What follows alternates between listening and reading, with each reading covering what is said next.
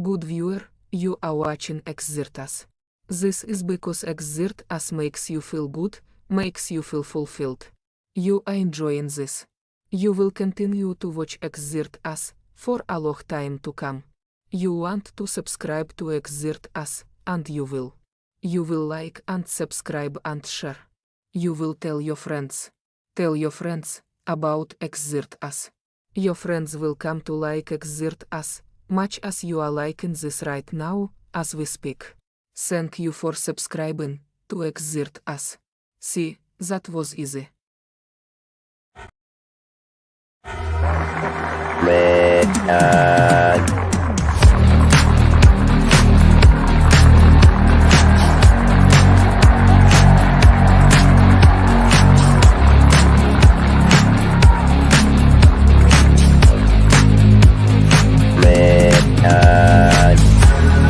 The world is very different now. For man holds in his mortal hand the power to abolish all forms of human poverty and all forms of human life. It begins a very special time of the year for us.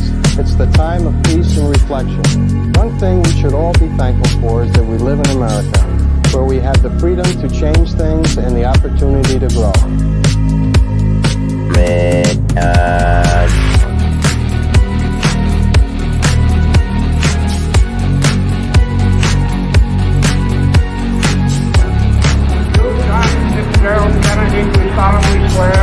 I, John Fitzgerald Kennedy, do solemnly swear that you will faithfully execute the office of President of the United States. that I will faithfully execute the office of President of the United States And will, to the best of your ability, and will, to the best of my ability, preserve, protect, and defend the Constitution of the United States. preserve, protect, and defend the Constitution of the United States. So help you God. So help me God.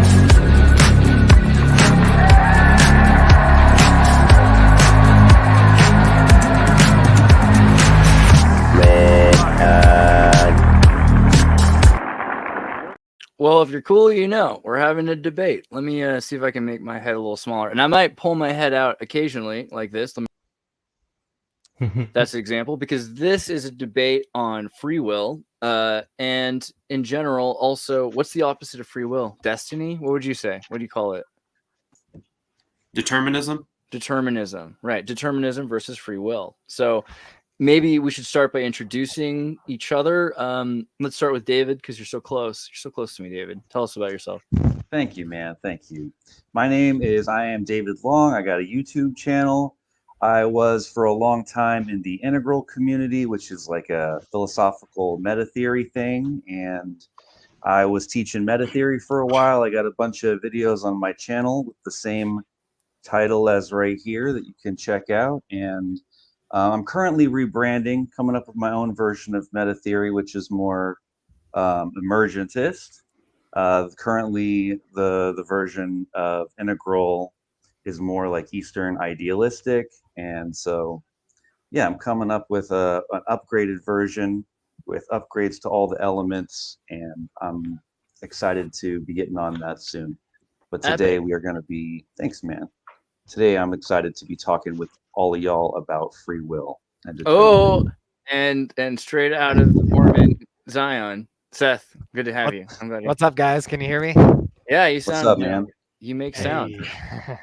Yeah, chose- not as bad as I was expecting. You chose to make it tonight. No, I'm just kidding. I'm just kidding. It was determined that you would be here. Anyway, let's introduce Curiosity. Curiosity, tell us about yourself.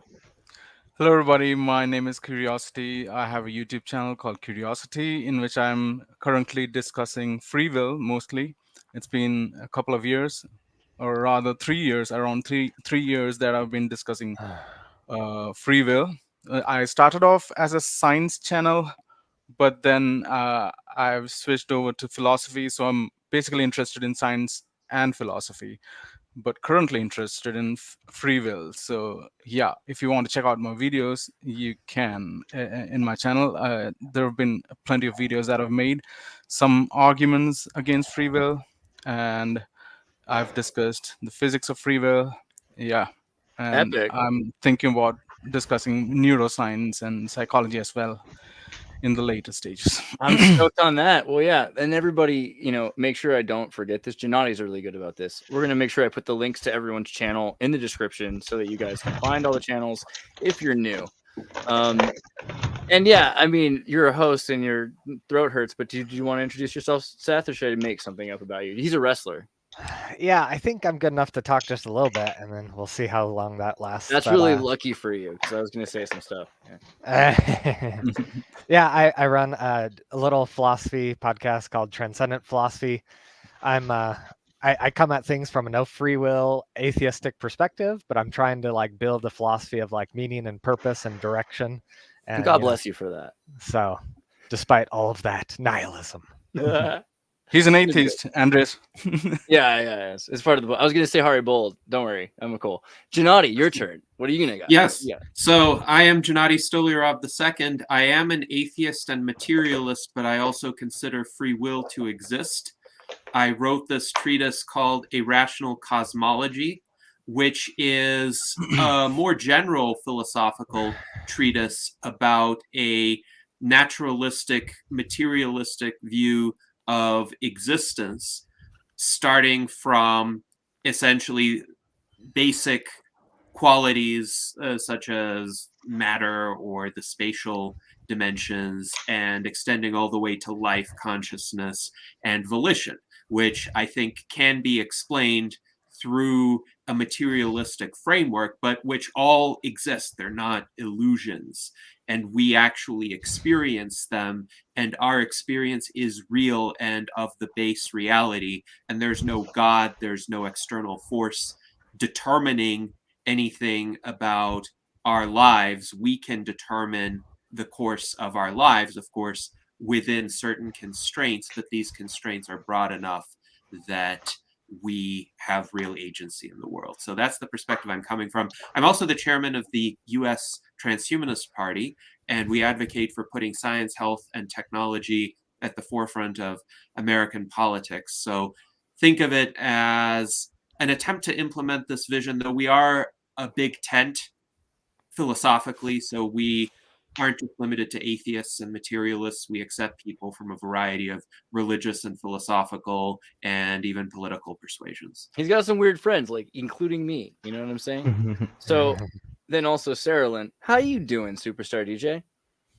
Hello. I'm not quite a superstar DJ yet, but I appreciate you. You almost got my name right. It's Cyrelin. Cyrelin. I'm so Cyrelin. Oh no, you're great. You're better than most most people. That's such a nice jacket. I'm really sorry. I had to say it. This is so nice. Oh no, thank you. I had to wear my signature jacket for you, of course. Hello, I'm Cyrelin, and it's great to have been invited to this debate. I guess I'm the only person, I don't know, crazy enough or something to advance the position of free will, like pure free will. That's what everything is, essentially. It boils down, probably the best standing theory that matches what I'm about to talk about is biocentrism, which is the idea that consciousness itself is fundamental reality, that is base reality, and that is what causes everything else to snap into position and become forth. Awesome. So there you go. Yeah, I don't really have any other expertise to add to that. I'll unfold as we go. That sounds good. All right. Well, then let's do a quick hand raising. Who's for determinism? Real quick. Okay, we got some determinism here. Oh, okay, I saw it. I saw Kiril. Yeah. It's your dharma. Okay. And in terms of Stolyarov and Cyrelin, how far would you go in terms of free will? You think material free will is what you said, Gennady? Yes. So I see free will as an emergent property of material phenomena, similar to how chairness is an emergent property of material objects. If you think about, say, the legs of the chair or the other components of the chair, if you just put them in a heap together, they're not going to have the property of chairness. But if you arrange them in a specific way, in a specific spatial configuration, then they start to have a new property as a system, not as individual components, but now you can sit in the chair, or you can carry around the chair as a unitary entity. So free will or volition is an emergent property of a very sophisticated material configuration of many, many material components, the particles that we're made of, and it requires very specific preconditions to exist. But yes. So free will happens like a bumper sticker. I like it. But then, Cyrelin, you're saying free will starts it off, right? Is that kind of the point? You're saying that it all starts with free will? Yes, I'm saying that that's essentially the fundamental reality. The building block is free will that leads to material, in your The opinion. building block is consciousness, or the substance that has consciousness, that is aware. I'm not the awareness point itself. If you consider, for example, quantum physics, right, the observation effect, observer effect, excuse me, where everything exists in essentially a superposition of everything else until an observation is made, until something records something else. And then everything else snaps into place around that point. Something needs to make an initial observation in order for anything to exist. Okay, so that's the most radical free will position. Who wants to take the most radical determinate position? Who would like argue the most determinate position? Curiosity sounded like you're a little in the middle, so you're not like you wouldn't consider yourself like the most hardcore determinate person? No, I'm not. I'm not the hardcore determinist as per se, because I'm quite agnostic on how the nature of reality actually is. It could be deterministic, it could be indeterministic, or it could be a mixture of both. I'm not quite sure, but regardless, whether the world is deterministic or indeterministic, free will still doesn't exist. And the reason for that is if the world is deterministic, then everything is determined by causal determinism, like everything is caused by something else, and that is caused by something else, and so on until we get to the Big Bang.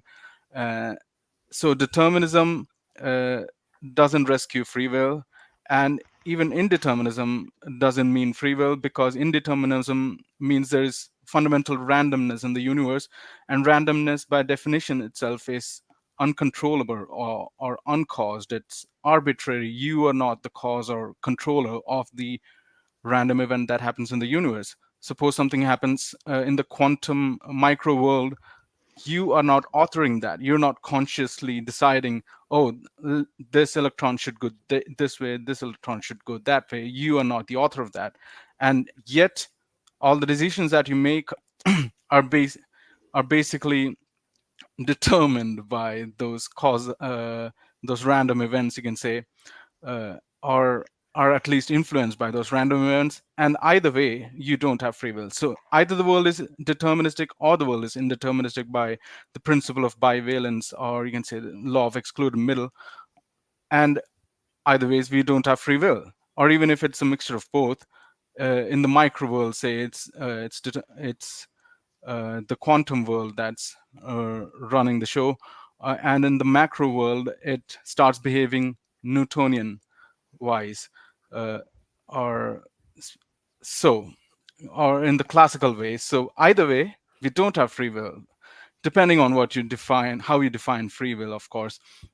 So my definition of free will would be the libertarian definition, that most people have this sense of free will, that this illusion of free will, which I call, and it's basically the ability to do otherwise than what you actually do, such that the power of settling the decision between different alternative options is up to you. That is the conscious you that you are. So that's my definition of free will, and that definition of free will, and free will by that definition is incoherent, in my opinion. So that's my position. Well, it sounds to me then like David, you might be like a little bit more determinate than curiosity. What do you think? I don't know. I think it's in some ways I would consider myself to be a semantic compatibilist or a semantic incompatibilist. Like there's ways I think I might be somewhat sympathetic to I'm trying to remember how to say dude's name. Is it Gennady. Gennady, that's right. Okay, yes. There's ways in which I could be sympathetic to his position in terms of, like, I think there's a big problem with language with a lot of this kind of stuff in terms of first person versus third person ways of describing our reality. I don't think that they're compatible with each other. And I think that's where a lot of the confusion comes from.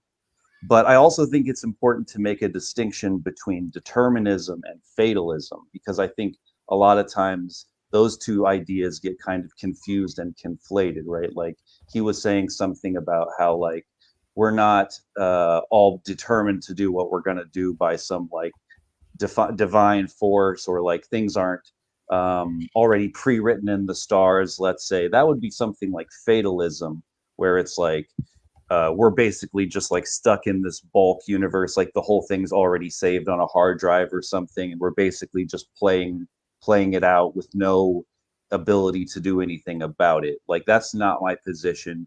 I think determinism, from my perspective, is just like whatever you do is predetermined by some other cause, right? So like for me, like I would say that like the freedom that free will people are potentially talking about is being unconstrained by either biological circumstances or conditioning. So I don't think that free will is a tenable position, because I don't think that you can be the author of your thoughts before you think them. I don't think that you can get outside of your perspective to choose otherwise, right? Like I don't believe in free will. Like I can't choose to believe in free will. I don't believe in free will. You know, like I can't get outside of my perspective to choose to believe in something different than what I believe in, you know? Right. The reason why I believe in what I believe in is because I have certain predispositions to things like epistemology and rationality that lead me to particular conclusions, and I can't help but think certain things given those, you know, given those predetermined conditions, if that makes sense. So there's no free will because my will is heavily conditioned and constrained by the circumstances and the context of life. So you want to believe, but yeah, all right. And I Seth, didn't say that. you do. I can tell. Seth, though, he wants to black pill us really hard. Hold on, let me really quickly pull up a picture of Schopenhauer with screaming children. Tell us more about why everything is deterministic, and you know, go deeper, because I know you're like, I can tell Seth is the most hardcore anti-free will on the panel, right? Let's be real. Yeah, I don't know. I feel like just like the more you learn about reality, like every layer of science, I think Sapolsky, he wrote a book recently about this, and he articulates this pretty nicely. It's like no singular field of science can rule out free will. Like just psychology by itself, it's like, well, maybe the chemistry gives you free will. And then you learn chemistry, it's like, well, maybe the physics gives you free will. Oh, not the physics. Oh, maybe it's the quantum physics that gives you free will, right? And so if you only are specializing in one field of science, you can't fully rule out free will. But Sapolsky's point is the more layers of science you learn the sociology, once you learn every single layer of science, it's like there's no more places to put the free will. It's not in the quantum, it's not in the chemistry, it's not in the biology, it's not at the sociology. It's eventually you run out of places to put it. It's kind of like the God of the gaps. The more you learn, the more you realize it can't exist. It can't fit in any of these locations. So therefore that location doesn't exist because you can't find it. Is that the deal? So there's a concept of proving a negative, right? Some people say, oh, you can't prove a negative. Well, if you have a specific location, you can prove a negative. You just like this thing is supposed to exist in this location. let's look in that location. It's not there, therefore we have proven that it's not in that location. So it's like, okay, we look in all these locations, it's in none of those locations, therefore it doesn't exist, right? In any of those locations. It doesn't exist in any of those locations, but that doesn't mean there aren't other locations. Okay. All right. So is the appropriate way for debate, now that we've introduced everybody in their positions, that every person has like a forum, a moment on the forum? Should we do it like that? Is everyone cool with that? Yeah, and it should be the people who want to make the positive arguments go first. Okay. So and Seth, how would you like to structure it, like moderate to then radical or radical to positive? How would you go extreme? Like, should we start with Cyrelin or start with Gennady?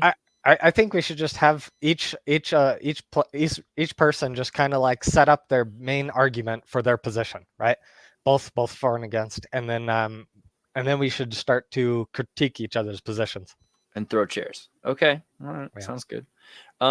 Yeah, maybe then in that logic, Gennady, would you like to open? Yes, thank you. So my position is the material reality is what exists. It is primary. So we are all comprised of material entities, particles that follow the laws of physics individually, and we also follow the laws of physics, but we have volition as an emergent property because of the specific configuration of material particles that we are comprised of. And I do think it is a mistake to say, well, free will hasn't been located through external observation of this particular area or that particular area, because free will isn't a property of an individual particle. It's not a property of an individual tissue. It's a property of the entire system, just like chairness is a property of the entire chair. And it doesn't make sense to say, well, the leg has chairness or the back of the chair has chairness. No, they all combine and the system has chairness. Likewise, our individual atoms don't have free will. Our hand, if you cut it off, does not have free will, but we as a combined singular entity have this emergent property. And this emergent property does not violate the laws of physics because the causation behind it is material. That is, we exist as biological material entities. Everything that happened to us was consistent with the laws of physics and chemistry.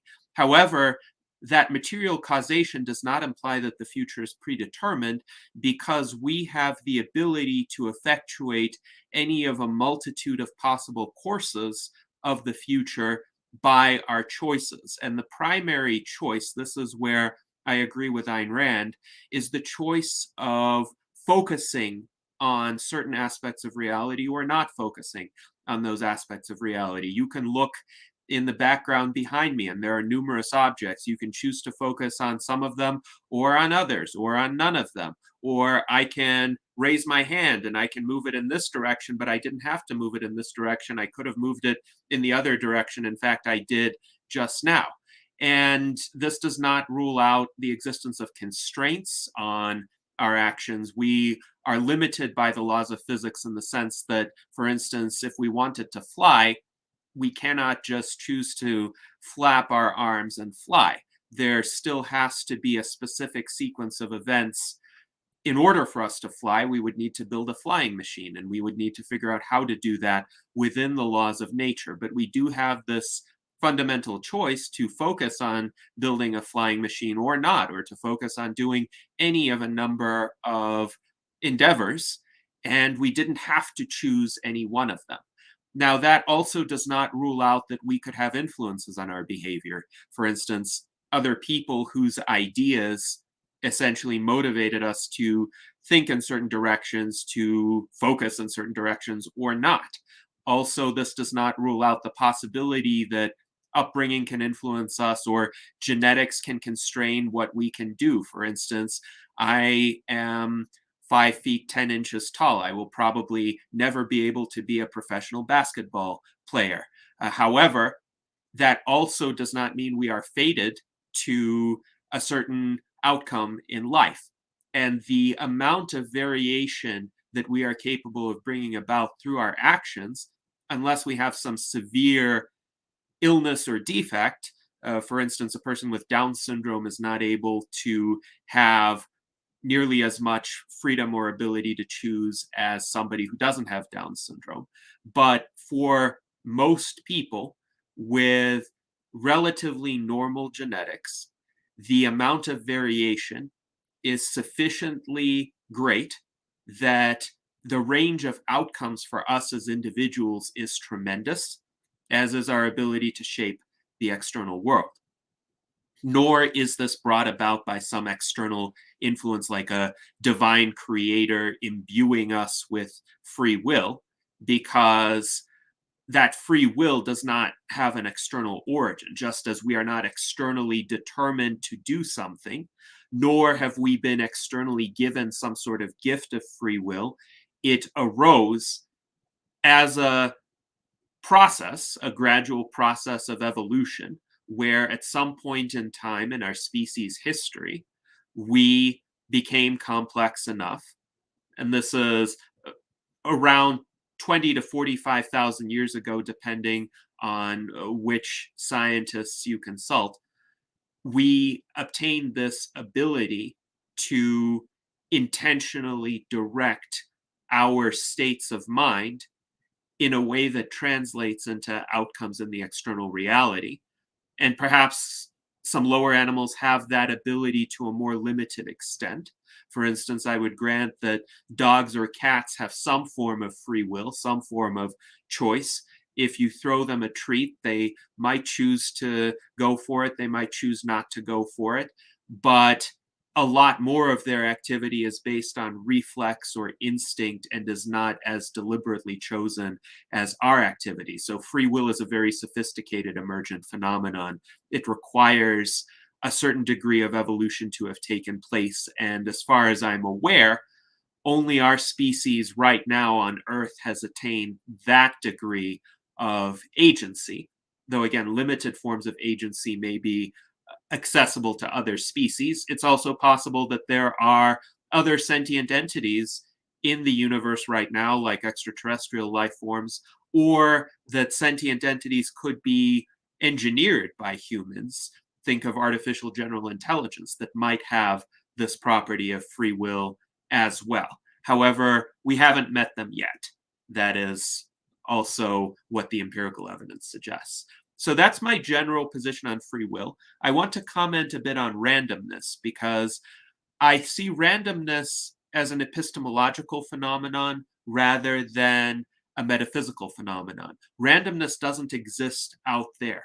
Randomness is a function of our limited information about particular phenomena in the world. So if we don't have enough information to understand what might happen, or what even is out there, then we can assign certain probabilities based on our prior knowledge of the world.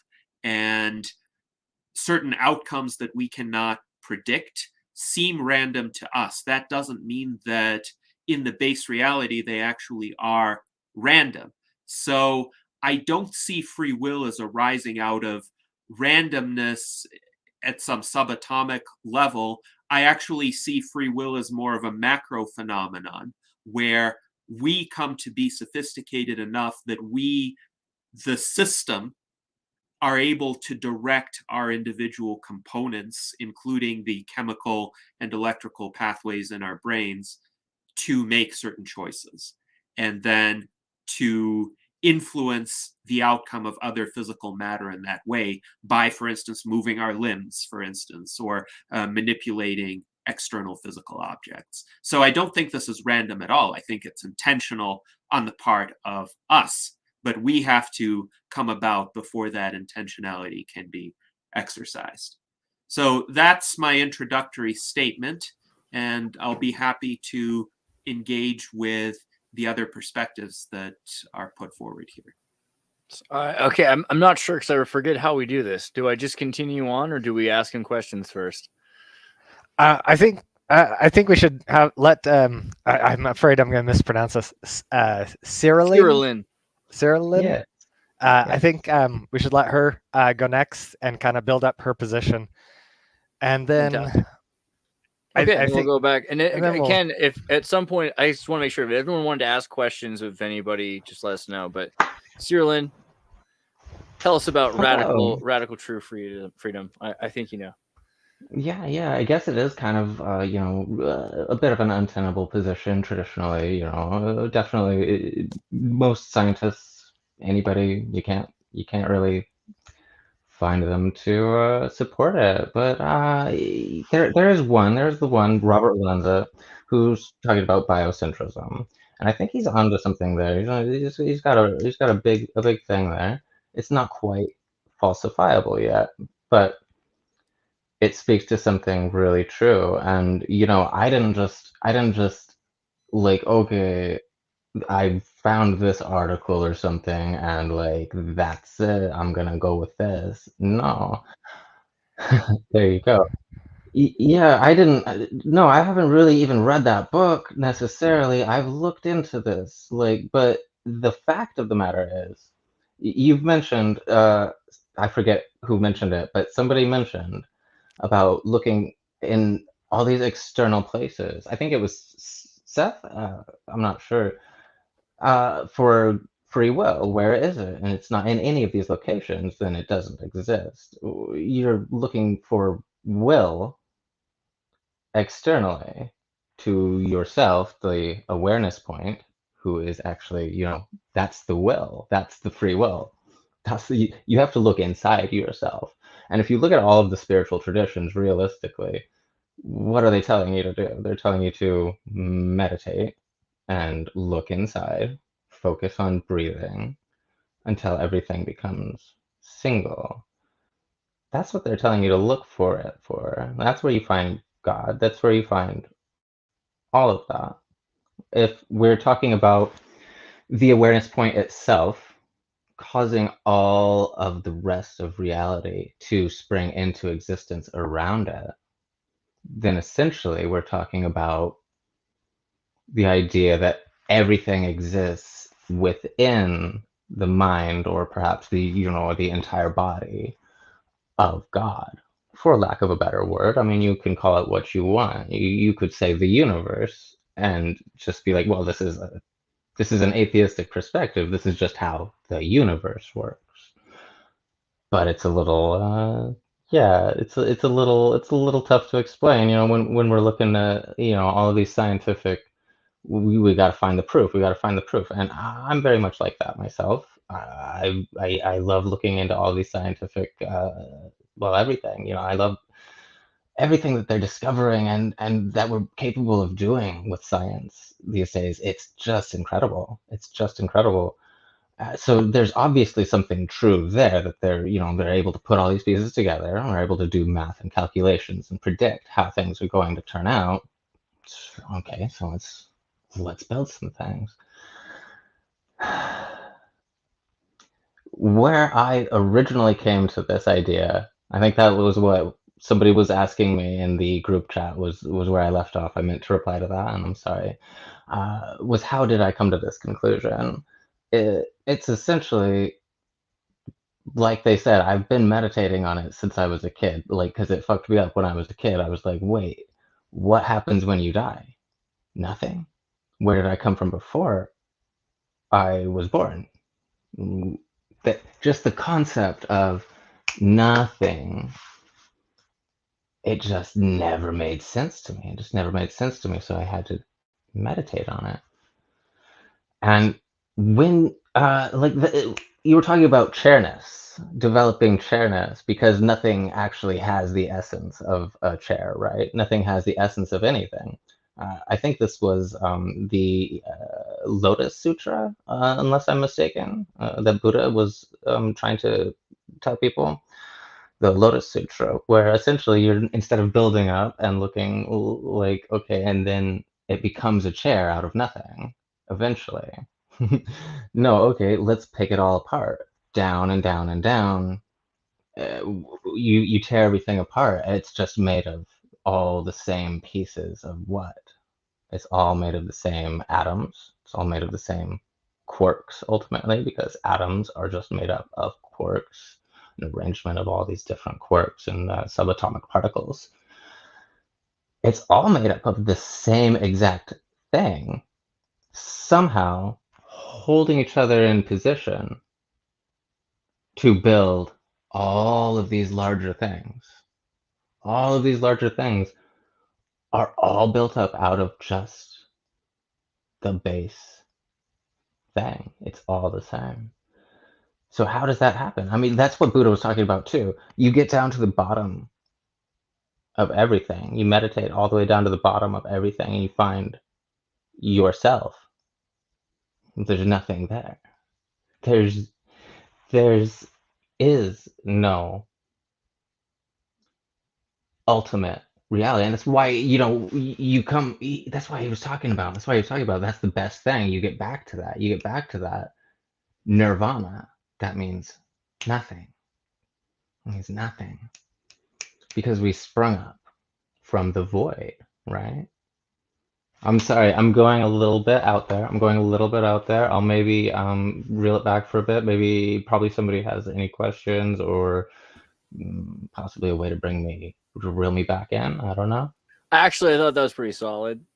Just the idea of emergent, just because like I just want to say, and we'll move on. It's not really a question, but just to emphasize your point that we're saying, yeah, it seems emergent. It seems like at a certain point, it could be that we're having all this randomness, but we can choose between it because of selectivity. And so we actually are getting to free will. But you're saying actually it's the free will that's making that possible because everything is choosing to arrange itself, even at the very beginning. And I think that that's actually a very sound point. I just wanted to thank you for clarifying. Yeah, a little bit. So it makes it a little bit more clear what I was trying to get at there. Exactly. It's so good. Sounds like a good spiral, though. Should we spiral to curiosity? Because I like how that kind of looks like a little orbital. What do you think? Sounds good. Yeah. All right. So I've written down a note. I'll just read that. So the debate we are having is about free will. Now, free will has to be strong emergent because if it's weak emergent, then it's dependent on the constituent parts. And if it's dependent, it's not free. All right. So if it's weak, it's not free. To say that free will is a weak emergent property is kind of a red herring, in my opinion, because it's not touching the topic of free will. The best I can give is that the feeling of free will is an emergent property, which is a content of consciousness. That would mean that I agree that maybe consciousness is an emergent property. Don't take that as a blanket quote from me, but I can grant in this debate that consciousness is an emergent property, and I can also grant that the feeling of free will, the illusion of free will, the conviction or intuition that we have free will, that is an emergent property. I can grant all that. But what I can't grant is that free will itself is an emergent property, that free will exists, because our will is not free. It's always dependent on antecedent events and causes and the laws of nature. So yeah, I agree that consciousness can be an emergent property. Now, even if you could get me to grant that, the real question is whether our will is free or not, whether it is independent or not. Is it independent of the constituent parts? No. There's no evidence at all for strong emergence. Even if the feeling of free will is an emergent property, the whole system is actually still either deterministic or indeterministic. And I've already mentioned how determinism and indeterminism both don't give us free will. If the whole is dependent on the parts, then it's not free. It's not independent. If free will is as real as an apple, then you have as much free will as an apple. Now, let's talk about some emergent properties that we have in the universe. For example, conductivity or electricity or wetness of water. A molecule of water is not wet. You have to have large collection of molecules of water for wetness. And for wetness, we will have to have subjective beings like us to feel the wetness. Now, wetness is a weak emergent property. It's not a strong emergent property. But this emergent property does not do away with determinism or indeterminism, because ultimately the constituent parts are causally bound. They follow deterministic laws, for it is the laws of physics that produce emergent properties. Change the component parts and the emergent property changes. If we were not made of carbon, for example, we were made of silicon, and suppose we were methane based life, our desires would have been different. So the whole depends on the parts. How is that free will? Now, let's talk about causal exclusion principle, if you haven't heard it, which is kind of an Occam's razor, redundant complexity reducing tool, which says that if a physical event fully explains an outcome and is causally sufficient to explain the outcome, then there is no need to posit or appeal to higher level mental events to account for the same outcome. In other words, the mind supervenes on the physical, and the physical being the materials with which the brain, for example, are made of. It's not just the brain that determines our choices. There's a lot of factors like biological and psychological factors that we were talking about, like endocrinology, the whole nervous system, hormones, neurotransmitters, genetics, all those factors, including epigenetic factors, our environment, our conditions, the circumstances that we were born in, the socioeconomic conditions, even the way we even the nurture that we had during our pregnancy, the first, second, and third trimester, all these factors determine have some kind of contribution in determining what kind of a person we become. And there's no space for free will there. I think Gennady said that chimpanzees or, for example, dogs have free will. All right, that kind of seems to be an absurd position to me. Would you say that dogs are responsible for their actions?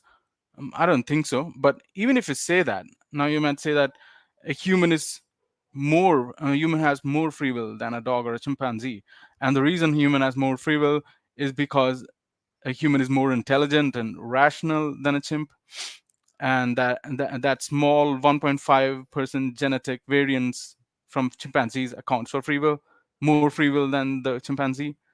Uh, but even rationality doesn't give you free will. We are slaves to reason.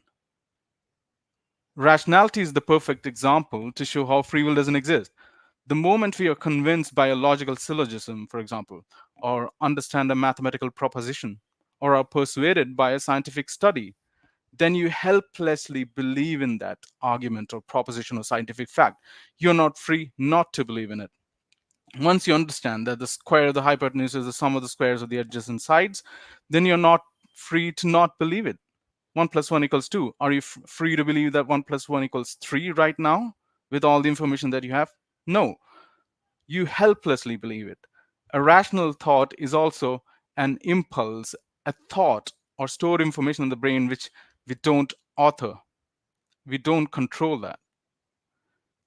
Rationality is also a result of mysterious events happening in the brain which we are not in control of. Are you in conscious control of whatever is happening in your brain right now?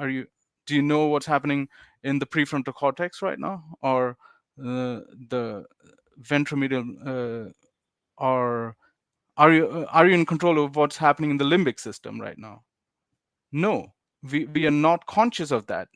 But yet all those events happening in those different parts of the brain have a deterministic effect on what happens in our consciousness. Right.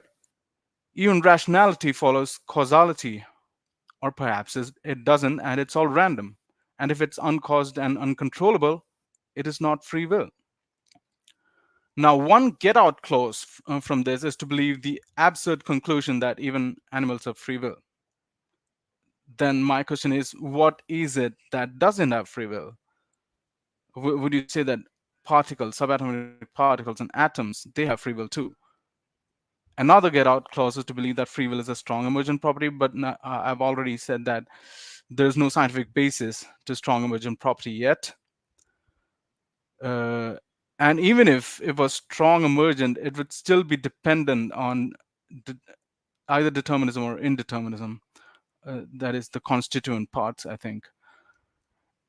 In science, we have not yet discovered any strong emergent property. Until we have evidence to believe that a system as a whole behaves completely independent of its constituent parts, we don't have reason to believe so.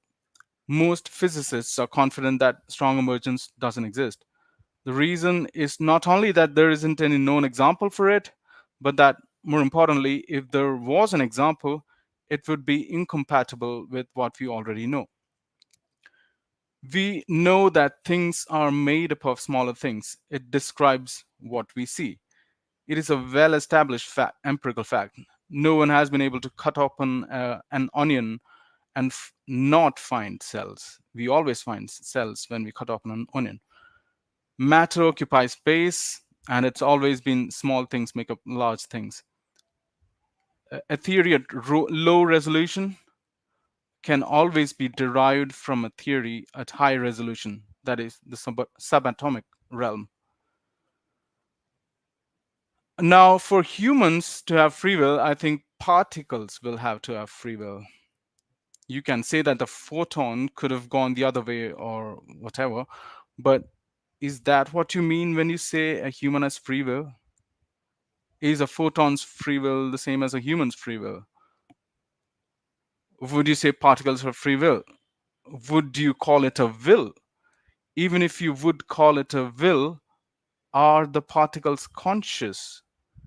And is it worth having a discussion about free will or will, however you may define it, if that will is not conscious? If you're a panpsychist and say yes, is that conscious will free of the laws of nature? If you notice, we've gone down an absurd slippery slope, and that is exactly why free will is absurd and incoherent, in my opinion. And talking about volition, and I'll just respond to Gennady, or maybe I'll respond to him later. I will allow David to respond.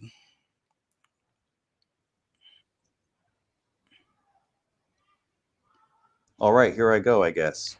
David, Just one quick question. Curiosity, you mentioned your Occam's razor tool. What was the name of that principle you brought up? Okay, and causal exclusion principle. Okay, causal exclusion principle. Thank you. We also have a super chat, which is cool. Free will. Can someone will themselves to never have existed? That is the paradox. You exist. You might change the story, but the fact that you were able to ask the question answers it all. Says Hrothgar the Dane. Well, thank you. We love Danes.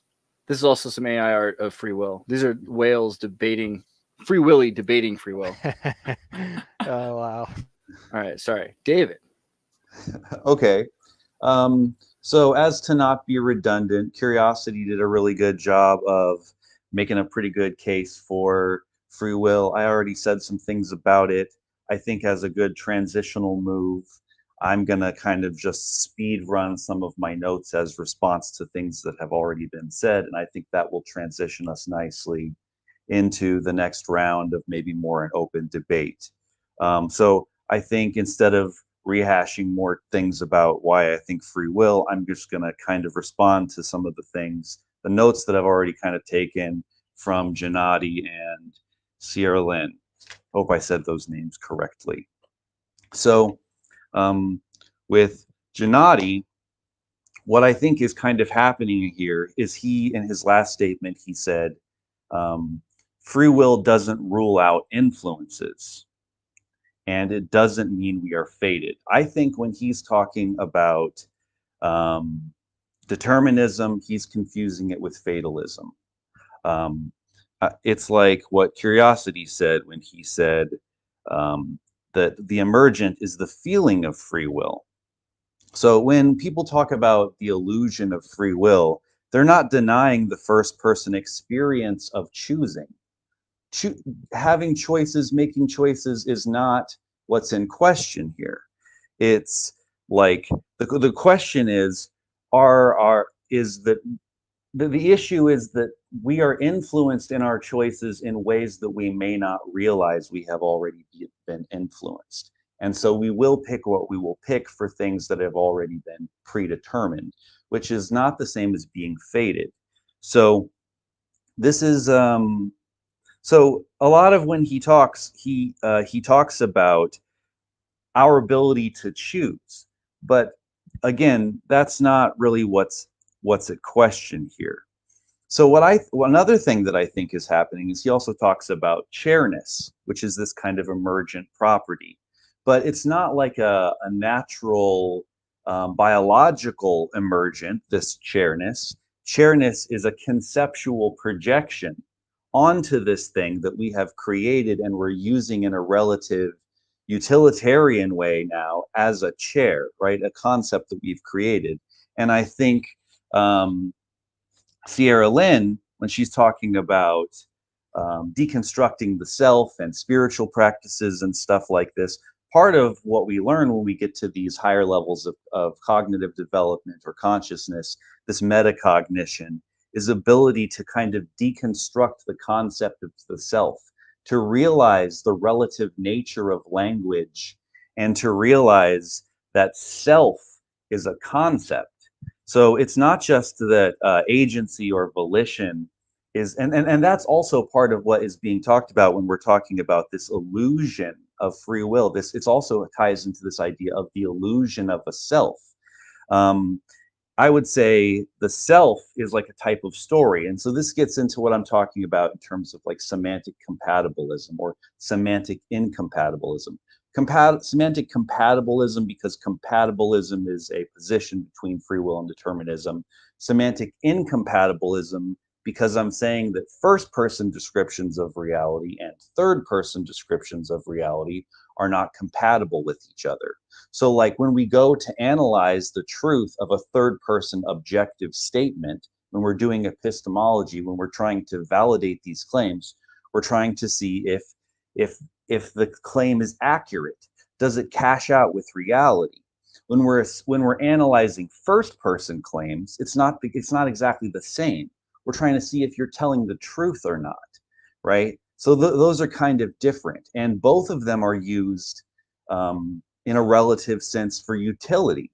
Third-person objective scientific language was developed later on in human development to try and really create a really accurate map of reality so that way we could build stuff and put a man on the moon and like really agree on some solid stuff. But before that, language was just more poetic in general, you know, Zeus is reigning today. We would personify lots of things and speak in a very poetic way. So first person subjective, I want to go to the store. When we look at that, I want to go to the store, we're not deconstructing all the relative nature of language to figure out if it's true or not. We're trying to figure out if you really honestly do want to go to the store. If you say you do, we're kind of taking agency and self for granted as an inherent part of first-person subjective language. And as Cyrelin said, there is no first person in subjective language anywhere in third person math or science or anything like that. There is no agency. So that's why these systems are incompatible. So I would actually hope that I could potentially persuade Gennady to come over to our perspective, since he's already more of an emergentist, to just realize that no one is denying that choices happen. Well, all we're saying is that our choices are influenced, and we already know that they're influenced, that we're trapped inside of a context, and we're trapped inside of a limited perspective. We're trapped inside of language and words. We only have relative symbols to be able to communicate with each other. Everything we know has been communicated to us. We only speak English. We're trapped inside of our perspective. We can't think things that we don't think. And so, yes, we're not fated. It's not pre-written, but things are determined by the relative context in which we find ourselves. Now, let me switch over to Cyrelin, because this is the more difficult conversation to have for many reasons. And it's mostly because we have much less agreements in terms of where we can start. You know, when I want to talk with Gennady, I can say, okay, well, we're already emergentists. We already agree on a lot of these different things, you know, so we already have a lot to work with. But she's not a materialist. She says that everything is soul, or everything is free will, or that everything is built out of souls. And she believes in it because of meditation. And she says ultimately you can deconstruct everything back to the nothing or the void, or so it's a more difficult thing to talk about, because really whenever you're talking about something like free will, this is like a more like distinction at the branches, right? Do people have free will? And really what we're going to find is that the disagreements are more down at the foundations, right? It's like, if I'm trying to argue with you about who's the best rapper, or something like that, you know, the Kendrick Drake thing is happening right now. If I'm describing who's the best rapper based on a whole bunch of objective standards and criteria about why I think they're a better rapper, and you're saying that, hypothetically, just as an example, that this person's a better rapper because I like them more, right? Those are two different discussions. And what we're going to eventually find is that even though the person who likes them more might be making arguments like, well, they had a more popular song, or they're like, you know, they're making all of these arguments that look like they're talking about the criteria. Ultimately, what we're going to have to really start to figure out is, what's your epistemology? How do you measure what makes a person a good rapper, right? So it's like, you know, this is why I was asking her in the comments how she comes to her conclusion that everything is made of soul, or that consciousness is fundamental. And now I see it's coming from spiritual ideas, meditation and stuff. And I'm very familiar with that, because that's a very kind of dominant position in the philosophical community that I'm used to. So I think it would be helpful, you know, we throw around this term consciousness, but there's levels of consciousness based on emergence, right? So there's pre-sentient consciousness, which are things like plants and things like this that don't have like a limbic system. They're not really able to feel or have impulsive reactions. They have like chemical reactions to their environment. There's sentient consciousness, which does feel, and it has more impulsive reactions. And then there's sapient level consciousness, which has thinking. And then there's such a thing as metacognition, which is this ability to contextualize thinking, which is what I'm talking about later with like meditation and deconstructing the self, and realizing that a lot of what we think of as ourself is just a mythology that we believe in and play out, a concept that we've projected onto this object and then live out as if it's true, right? So this is some of the deconstruction that can happen through spiritual practice and meditation and stuff like that. But I'm wondering if she even really recognizes these different levels of distinction, because in part of the comments when I was asking her, she was saying that free will goes all the way down and back. So on an emergentist view, on a materialistic view, like the rest of us have, these functions of consciousness are the outgrowth or the interior functions that correlate to tangible, objective equipment that allows for these things to happen, right? So like the reason that sapience comes online is because there's a limbic system. The reason that metacognition comes online is because cognitive development advances so much that we're able to think about thinking in this way. But she's kind of saying that if something becomes self-aware, that's kind of required for free will, but she also thinks that everything has it. But I don't know how these lowest levels of consciousness could become self-aware when they don't even have the equipment to be self-aware. So this is where it would be important to be able to appeal to science, and I don't know if the spiritual beliefs about consciousness as the ground of being are really even technically compatible to even be able to have these arguments. And the other problem is, within the context of meditation, a lot of these things, transcending the mind is like getting to this place of stillness or nothingness, nirvana, like without thinking.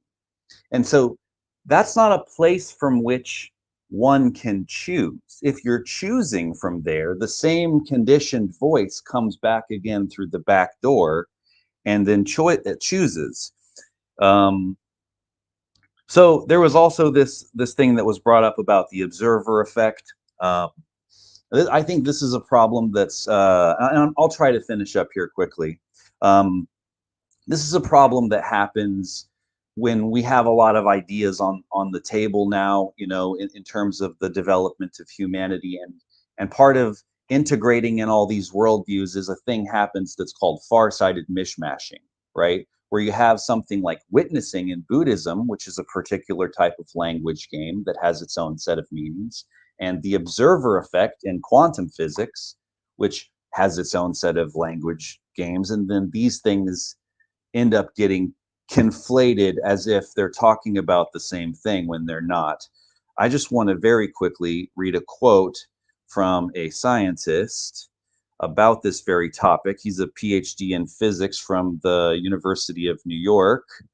He says, "Physics and chemists do not use the word measurement in the way that implies consciousness. Neither do they use the word observation to imply consciousness. An apparatus designed to do a measurement has the same physical and chemical effects if a human or an animal reads the machine or not.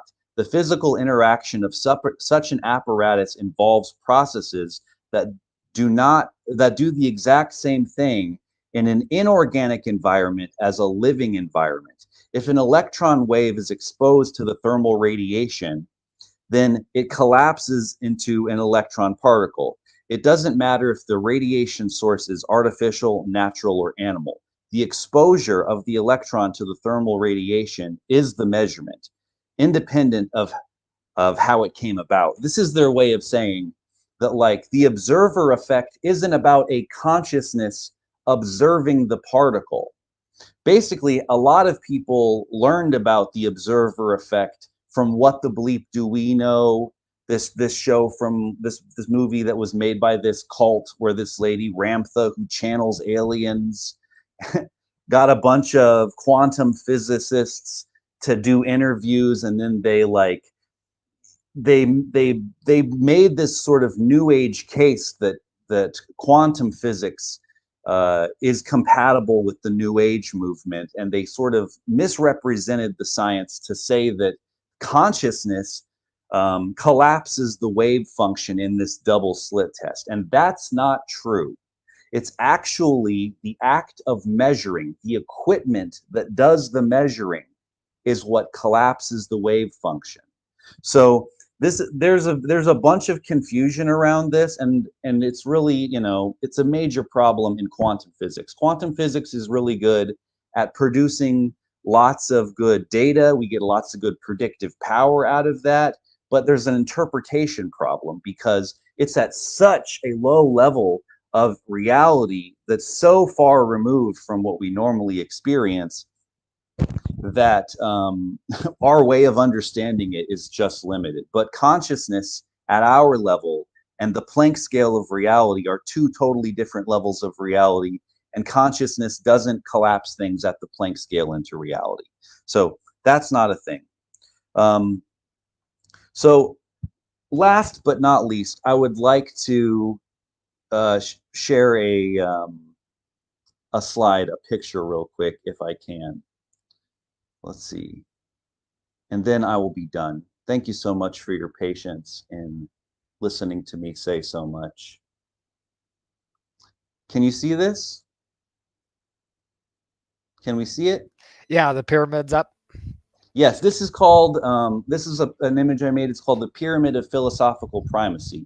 In the context in which I've done a lot of this meta theory, there's a big issue with integration. We want to take into account all of these factors, but there's a question of the primacy of what factors and how they relate to each other. But if we want to build a good worldview, a good philosophical worldview, we can't just wander into the territory of doing philosophy and start doing different projects at different levels. If you want to have a good worldview, you really have to build your view from the ground up. You have to start with epistemology, which means how do you know? You have to develop a good method of knowing. Ontology is what is it, right? So we want to know what it is. And then cosmology is origins. How did it come to be, right? So you have to start with these understandings of what's true, and then once you understand what's true, then you can figure out how to be good for what's true, and then do things that are beautiful in the context of what's true. But what often happens is that a lot of people will start with a cosmological assumption, like let's say Christians are like, creationism. And then what happens is they end up kind of negating these other projects, compromising them because they really favor this one project. It happens also with morality and art too, that some people might pick a moral position that they want, let's say libertarianism. It's really important to them that we have the ability to make choices. And so they'll kind of work backwards in a circular reasoning and confirmation bias style to cherry pick data from a bunch of other things to construct their worldview around this one particular project. But if you want all the projects to harmonize with each other, you have to build from the ground up. And that's how the projects will harmonize with each other. So I think that's kind of what might be not happening in these cases, is that potentially Cyrelin might be starting with cosmological assumptions about the nature of reality. Seth, do you think you're the beach right now? Do you have to breathe over him like that? Let the man finish his monologue. I'm almost done. This is my final statement. I think Cyrelin might be kind of building her worldview around a cosmological assumption that she would like to believe in, and so she's interested in science. Especially the one scientist who she says, validates her view, even though it's not falsifiable. Well, people who take a more ground up view and they start with a good epistemology, evidence and falsifiability are going to be majorly important to be able to really make sure that we're building on something solid. I don't really know yet, but I have an assumption. Maybe I'm holding it lightly. We'll have to see. Maybe Gennady might be starting from a more libertarian perspective, and it's really important to him that we do have the ability to have choices, because it's really important for morality to be able to hold people accountable for their decisions, which is very valid. We still need to be able to have morality. Morality can't be out the window if free will is out the window. We still need to be accountable for our choices. But if we're going to have a good worldview and do philosophy well, we have to build from the ground up and harmonize all the projects. Thank you so much for your patience and listening to me. I very much appreciate it, and I look forward to the next round. Awesome. All right. Thank you. Well, let's also check out the super chat. Thank you, Phil. This channel is the most intellectually stimulating conversation on the internet. Stop flattering us. Keep it up, everyone. And that's like a face with like cool teeth. Oh, it's like a mustache, like a walrus dude. He's the walrus. I like it. Well, thank you. Okay, so then what's next, Seth? How's this go?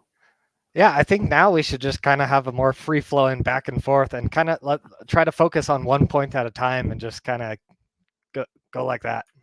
Yeah, there's a couple thoughts. Can I throw a thing? Is it all right to say anything? I don't know if is that a faux pas? Please do, Okay, Andreas, we'll let all you right, because it's unnatural for me, So I was thinking though, because it's true. They're like, and I'm not saying it's complete red herring that like Nexium was involved with What the Bleep Do We Know, but it is kind of not the point of things like the delayed choice quantum eraser experiment, or, the double slit experiment, which is less important. Even if you start to look at some of these experiments, it does get into that idea of whether or not things at their very nature and core have some kind of elected, and this gets complicated if we're going to call it choice or whatever. I like the idea that we're looking for other languages. I'm a fan of Sanskrit. Like, if we're talking about Icha, Shakti, this idea that things have free will or have a choice or have destinial choice, I think is a very practical definition that we could say.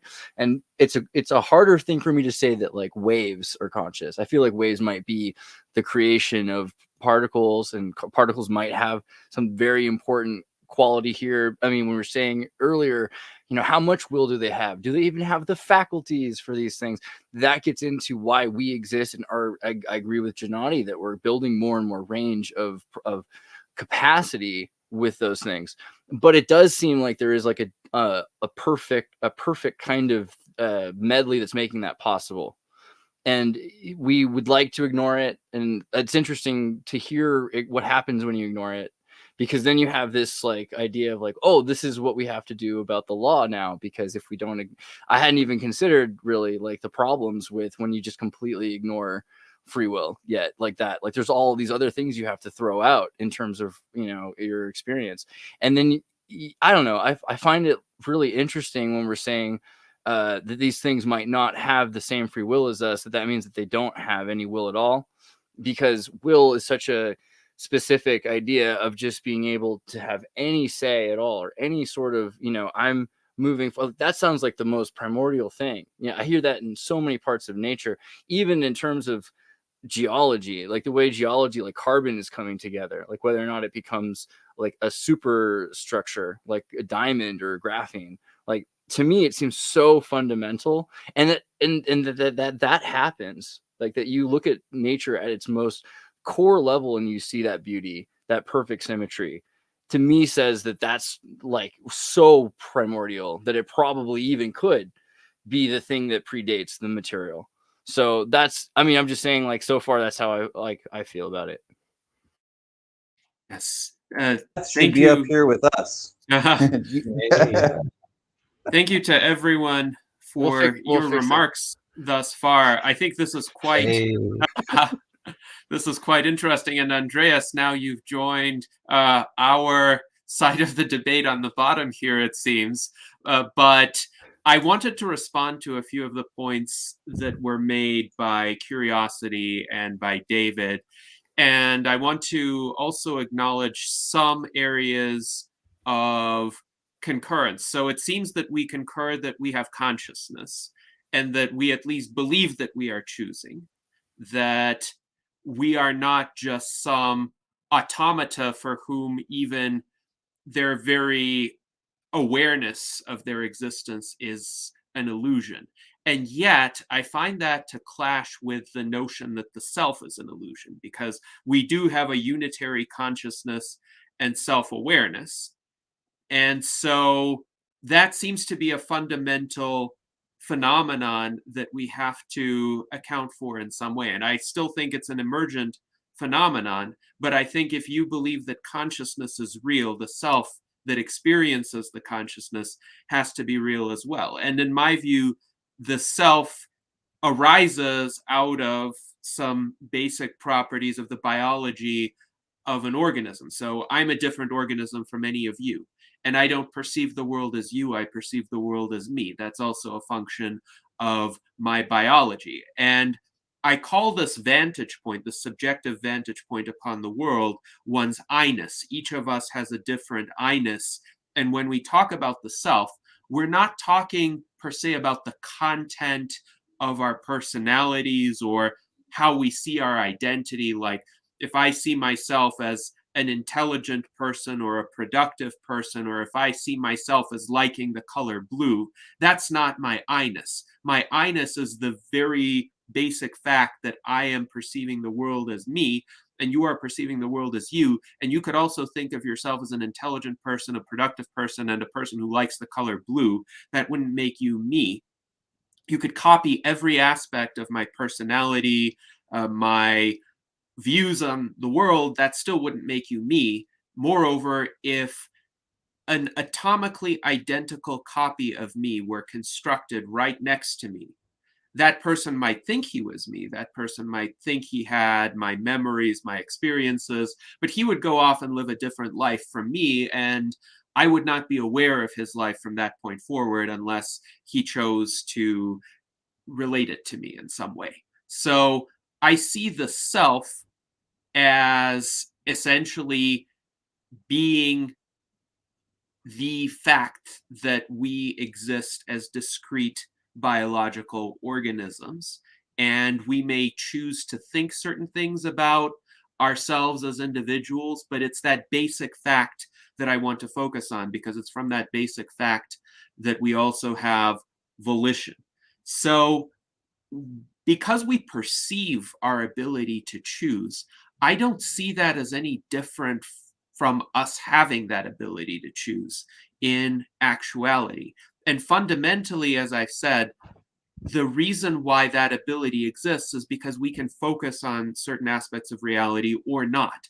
So this idea that curiosity put forth, that we could be slaves to our own reason, that assumes that we automatically and necessarily understand the full implications of something.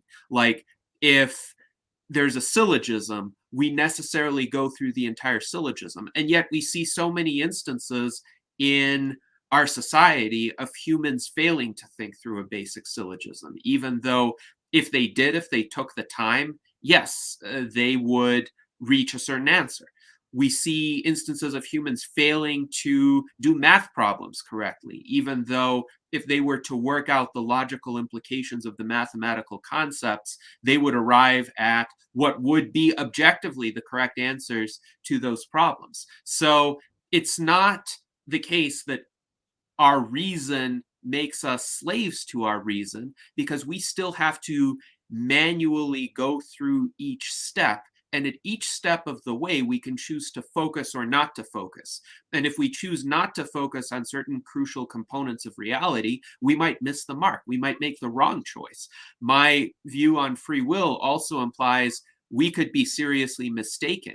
There could be an objectively best, most rational choice, but we could fail to make it because we don't notice all of the relevant parts. And if it's a complex chain of reasoning that we need to go through in order to make a particular choice, we might miss some key steps along the way. And our responsibility, our moral responsibility, is to try to think through these chains of reasoning to the best of our ability to arrive at the best choices that we're capable of. That doesn't mean we're devoid of constraints. So some people might not have had the training to fully go through these chains of reasoning as well as perhaps they ought to. But we also have the ability to focus on improving our knowledge and improving our skill set. And this is where I think it's really important to have this recognition that we're not just determined to have particular outcomes based on our influences or genetics or upbringing. Those can make particular choices easier or harder, to be sure.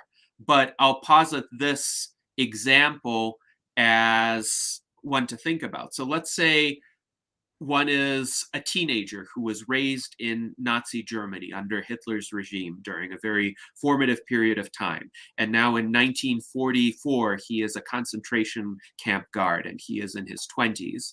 And he has the choice to either very rigorously enforce the conditions of confinement of the prisoners in the concentration camp, or he has the choice to maybe help out the prisoners a little bit, maybe give them a bit of food to enable them to survive, or maybe even help them to escape.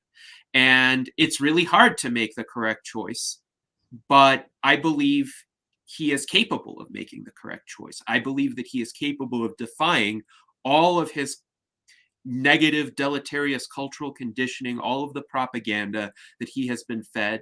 I believe he's capable even of defying the likelihood that he will be punished. He might have to act in a sneaky, subtle, covert way to help those prisoners, but he is fundamentally capable of doing that. He's not fated to enforce the laws of the Nazi regime in the most stringent possible way.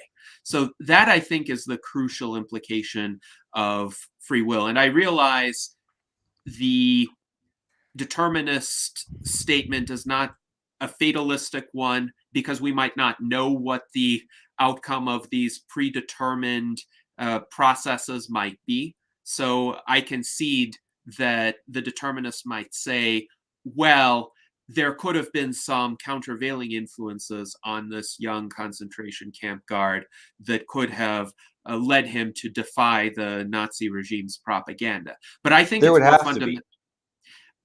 Maybe, but I think it's more fundamental than that, because at a given point in time, he still faces the choice to focus or not. I could choose not to focus on something that I think might be inconvenient. And I grant that I have experienced that choice at times. So I could think, for instance, oh, there's a war going on in a particular part of the world, and it could threaten my life. Let's say it escalates into a nuclear conflict, but maybe right now I want to drink a cup of tea and have a dessert with that cup of tea, and I want to enjoy that experience of having tea and dessert, and so I don't want to think about this war right now. Has that gone through my mind? Probably it has. And likewise, I think that concentration camp guard can say at any given point in time, I choose to disregard all of the Nazi propaganda. I don't care. I see this human being in front of me. He's suffering. I don't like it. So that could be a good instance of disregarding some external influence. It's so much easier for people to accept about the Soviets for some reason. Like, I don't know why. It's funny, you know? The people just imagine that the Soviets just one day said, okay, we're done with this propaganda. Like, but surely not the Germans.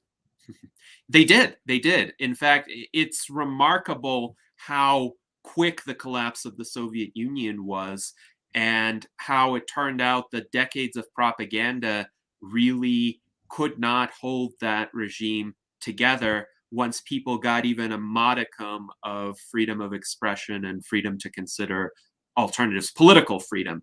That is, of course, from a metaphysical standpoint, they had that freedom. One area where I would differ with you a bit, David, in the pyramid that you displayed, is that I do think ontology should precede epistemology. That is, what is primary to how do we know about what is true. Because I mean, ontologically it precedes it, yes. But you can't know what is until you have a method to know what is. Yeah, so we have to start with some basic assumptions about reality and our own vantage points. So Descartes did that when he said, I think, therefore I am. So epistemologically, he had to start with something he directly observed, which were his thoughts.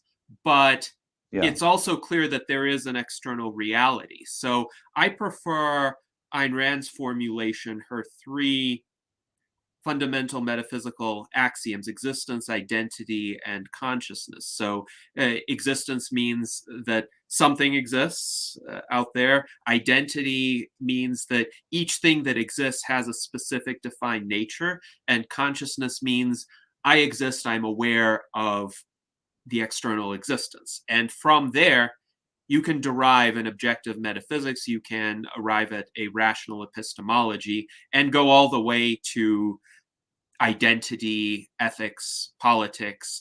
And I do think identity precedes morality too, because morality is for some kind of being. So the fact that we are humans with certain natures implies a certain morality, implies that certain things are good for us, certain things are not good for us, certain decisions are better than others. So that's the pyramid that I would set up. I think the idea of such a pyramid is a very sound one. I would just reorder the levels a bit. Before I pass it off, I'll try to be very brief because I know I spoke a lot. But that particular primacy is specifically in relation to the project of doing philosophy. There's other things, other versions of the primacy, things I call nested quadratic holons, which are like, depending on what project you're doing, the primacy changes, right? So if we're talking about ontology, well, like you say, first there's things, and then later there's the consciousness. If you're talking about epistemology, well, you have to like start with your interiors, like Descartes, and then work your way out to establish things. If you're talking about morality, then there's the priorities change differently. So different priorities of the projects in relation to what the different projects are. That's why the primacies can be kind of confusing. So just to clarify, but I think we're in mostly very close agreement about that. Before I pass it off to probably Curiosity or how do you say it? Cyrelin. Yeah. I just want to say one quick thing about the self. I think it would be interesting to think about the idea of people arguing about whether or not Uncle Sam exists, right? Like it's obviously a metaphor, a concept about a thing that does exist. So it's just like, well, you're confused. It's a symbol, right? And even within the context of Jungian psychology, we do a thing called voice dialogues, right? Where we sort of unfold the onion of the self, and there's a bunch of different voices in there. And you play this kind of game where there's different aspects of the self that are allowed to talk to each other, and they sort of exist as different selves within ourselves. Like Cyrelin was also talking about this sort of concept of a higher self that can kind of emerge. And that's different than the ego self, right? So there are all of these different concepts of what the self is, and all of them are just relative useful mythologies that we use in a practical way to be able to talk about the fact of our existence. Very similar to the way that we would use the symbol of Uncle Sam to be able to talk about what America is doing in a sort of, poetic way or whatever. It's this is kind of unraveling the relative nature of language, which I think also, like I said, goes back to your idea of chairness. Is it a projected concept onto this thing that for useful reasons? Like, can we make a distinction between the conceptual realm of things and the factual realm of things, like maybe like the relative truth versus the absolute truth of being? Like, self is a relative concept. The fact of your unique existence isn't what's in question when we deconstruct the self.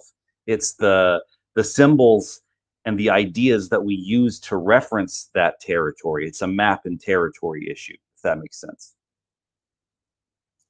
Interesting. So I do wonder, do you agree that the individual organism exists as a distinct, separate organism with its own awareness? You just think that the self is more of a conceptual framework by which that organism understands itself, for lack of a better Well, term. all of philosophy is about trying to figure out how you divide up aspects of the universe, right? Like, that's how we came up with this idea of the atom and monas and stuff like that in the first place. Again, all of this stuff is really relative, helpful ways of talking about things. I do think that we exist.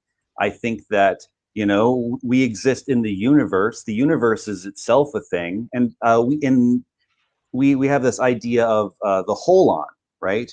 Which is a whole, which is simultaneously a part of something larger, but also simultaneously has larger or smaller sub holes within it, right? And so, like a person is sort of this intermediate thing, and that's where you get nature and nurture. And I think this comes back nicely to the idea of free will, because in psychology we talk about nature and nurture. So you have the biological bottom-up forces of nature putting pressure on you to be what you are, and you have the top-down structures of the systems in play in the world around us as nurture, pressing us to be who we are, and somewhere in the middle, through this rhizomatic contagion, we become who we are as a self by the pressures from both sides, as you know, in this kind of unfolding holacracy. Interesting.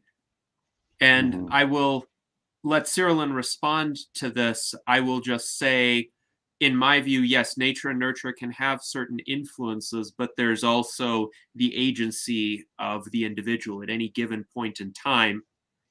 Even if your set of choices may have like outer bounds to them, within those bounds, you can choose one or another or a different one. And there are typically not just two. There are typically thousands or millions of possibilities. If you have thousands of millions of bounds, then you're not free, right? But it's like cut to Mendelbrot algorithm. Sorry. Yeah, that's where the hold on. Yeah, for sure. It's like there's a lot of freedom in a Mendelbrot, bro. If you have a constrained optimization kind of situation, so you have on a graph a bunch of lines, a bunch of intersecting lines, and a space is bounded by those intersecting lines, and within that space, the area is not zero. So there is some range of where you put your point, which is your choice. Okay. So there's like a narrowing cone of possibilities in which you might be able to choose. Like you're standing at a grocery store and there's a bunch of oranges in front of you.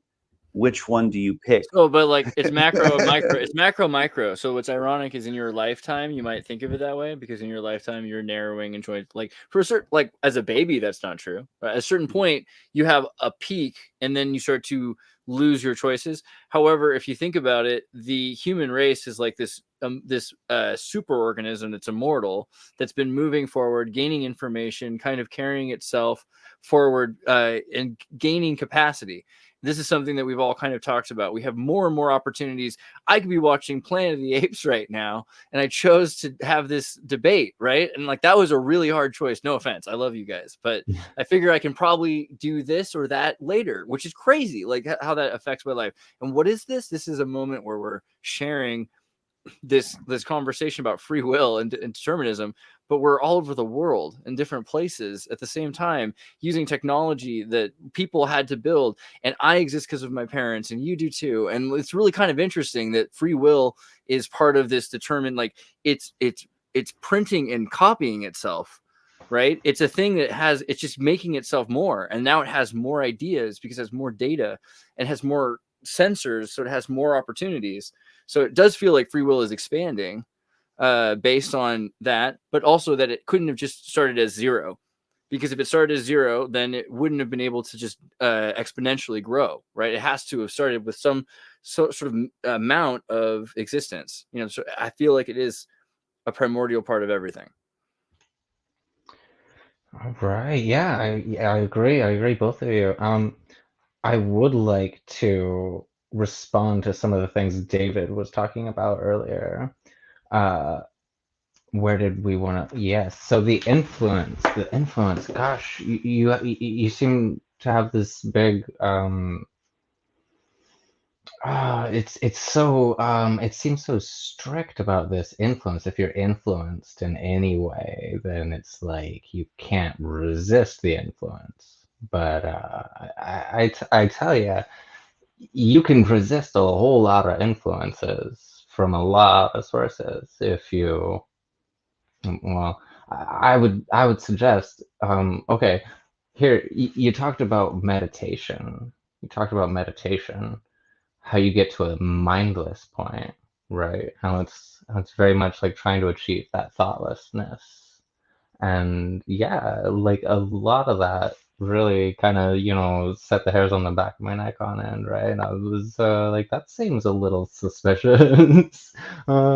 Yeah, but then you got to look at the other end of it, mindfulness, where you're actually saying, okay, hold on.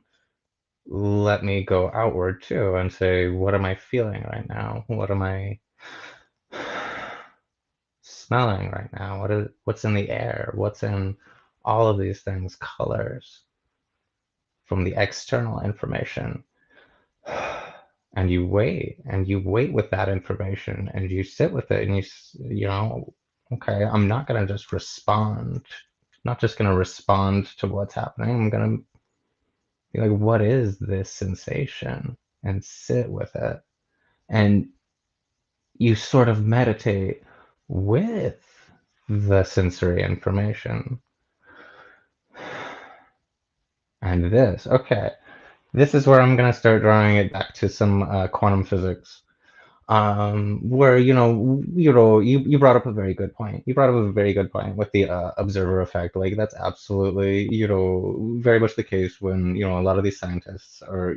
We're not talking about the atom was looking at something, so then it happened. Like no, like the photon was looking at something. That's not what they mean. No, because the scientists saw the experiment happen, then it happened. Like, no, that's not what they mean. Like, yeah, absolutely, I get that. It's a great point. But thank you, Andreas, for bringing that back to, even the scientists get down to the very bottom of it, and they're like, well, how is this happening? How, like, why? Like, why does that happen at that very level? What is even causing that to happen? There's kind of a big problem in a lot of the sciences, or among scientists, maybe a better way to say it, right? Where they've sort of agreed, and maybe they're coming around to this a little more in the last couple of decades, but like for a lot of the last several centuries, they really sort of agreed to, let's set aside these spiritual questions of what is the self and like what is like this experience that I'm having, right? Like I am having an experience. What is that? They said, you know what, let's just not worry about that. God, like only recently they've like a bunch of scientists are getting together to be like, let's change our views on animals, because right now we've been looking at animals basically as automata, and we're the only ones that have a objective experience. So like that's truly insane to me. like have you ever met a dog? Like that is a creature that is having an internal subjective experience 100%. That is a creature that has fun and enjoys things, and yes, that is Totally agree. subjective. So you know, where was I going to bring it to with quantum physics? All right, I just wanted to make that point about the observer effect too. But quantum physics, what I was going to bring it back to here was the Heidegger, Heisenberg uncertainty principle, right? Where when we're going to measure a particle, you got to stop it. You got to grab it. And when you grab it, you can't tell where it was coming from. You can't tell where it's going to go. When you're measuring the way it's moving, okay, let's try to measure how fast it's going. Okay, we could get a read on that, but you can't quite get a bead on exactly where it is. You can just kind of, it's somewhere around there. It's going real fast in that direction, but it's real hard. So, gosh, it's the same thing. It's the same thing as practicing mindfulness and catching the information. Once it's in that position, it can go any number of, it's a probability spectrum arises, I believe, in quantum physics. A probability spectrum arises, and then it can go into a number of different directions based on where it's locked in now. But we can practice the same thing on ourselves by catching where we are now and meditating on it before deciding which direction to move forward in. And that is how you can practice free will right now. It's maybe a thing to develop, but like you can change your fate by doing that, meditating on exactly where you talk about symbols. You talk about symbols a lot, like how the symbols are basically guiding us along to do things, and like that's in our subconscious. Our subconscious creates our reality before we even perceive it. Like I'm not, consciously thinking, build a wall there. There's a wall. Now I'm in a room. Okay, like no, that subconscious develops that based on the sensory information that I'm receiving. Right. So, That sounds like an argument for determinism. does it? Well, there's a marriage, I think, between the two. I keep hearing it seems like again it's like a bit of a tug of war battle, this idea that it's like one or the other.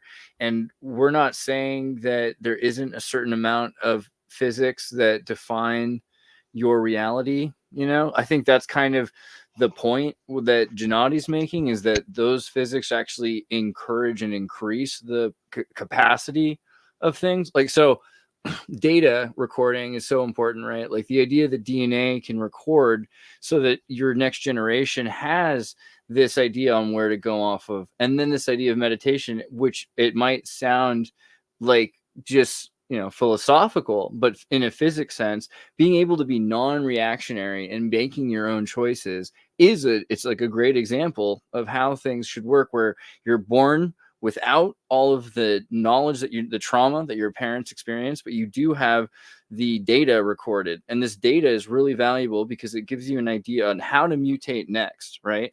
And that mutation might be limited, but it's far less limited than it was, a million years ago or 100 million years ago, or whatever you're trying to say. Because like to be a shrimp, to become a crab, right? Or whatever it is, this idea that you're becoming more is really, it's hard to ignore. I get that in our lifetime, and this is something that's interesting to me. Like, it sounds like a big problem with people on their free will things. Like, well, I am lacking in the amount of free will I want to have. And I agree with you. Like, I wish I could live forever. Gennady's a big fan of conquering death. I think if we had the capacity to conquer death, this conversation would be very different, because we'd be like, oh, I mean, but we kind of do, right? If you start thinking about it, we are able to think about these things and make solutions to them. And the key there is thinking about them leads to the material solutions. So it does seem to me that there is this emergent consciousness that then records, builds upon itself, sacrifices, suffers, and goes through all of these lifetimes, like religiously, but then eventually evolves into a thing that can conquer its problems. And maybe one of those problems turns out to be death. Maybe death was a solution for a long time, and now we don't need it anymore. But that would be the kind of thing that says to me, free will is also a relationship that we're having. It's not just my free will. It's the collective species free will. It's the, physics of the atom's free will. That kind of makes more sense all of a sudden, why it's not possible for me to make all of my, when people, it's the same. So this is the same argument that Christians make when they're like, why don't I get my prayers answered? Because other people prayed for Palestine to be destroyed, and other people prayed for Palestine to be saved, and all of these different, why can't we all have our prayers answered at the same time? Maybe it takes a certain amount of awareness that we're made up of this consciousness that's building itself and choosing through selectivity which thing to manifest and to sustain, right? And then from there, you're like, okay, I have not just my genetic memory, but we even have this Akashic data center at Google that can help our generation evolve on a macro scale telescopically rapidly, right? And we choose to do that. So I don't know. It's just really hard to say we have no free will, because the choices get so drastically expanded at such a rapid pace that to say that they're just random, when we're able to forget who we are, choose who we become, and then make choices on where the universe goes, is just, it seems like that's pretty valuable. So no one's really denying that there's that there's will. No one's denying that there's choices. It's specifically free will, like unconstrained will. Like, it's not more or less, it's whether it's free and unconstrained or not. And it seems like nobody here is actually arguing for unconstrained will. It's all like, well, there might be a narrow cone of possibilities, or like, well, yeah, our subjective, or our subconscious already creates our, our reality. Well, we're done here. There's no free will. Well, I would say if there's a cone of possibilities, first of all, I would say there are still millions of choices within that cone. But if there's a cone of possibilities, and some of the possibilities that we can choose could literally take us to indefinite lifespans, that's just all the free will that I need to very strongly assert for the existence of free will, because it's a matter of the variability in the consequences. So if certain choices that we are capable of making can literally lead us to die, and certain other choices can lead us to never die, potentially, isn't that consequentially the broadest possible spectrum of variation in terms of the outcomes? Now, some people might say, well, you need to have been exposed to certain ideas, or it would really help if you had a good upbringing to make the correct choices. It would really help if you didn't have genetic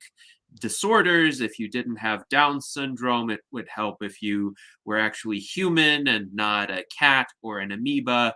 Okay, I would grant that.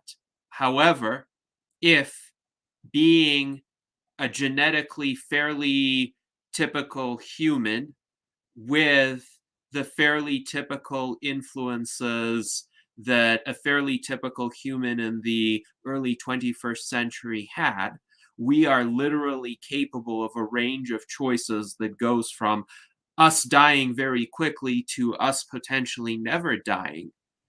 That is an immense amount of freedom, and it should lead us to think very carefully I want to jump in here real about quick. what we focus on or not.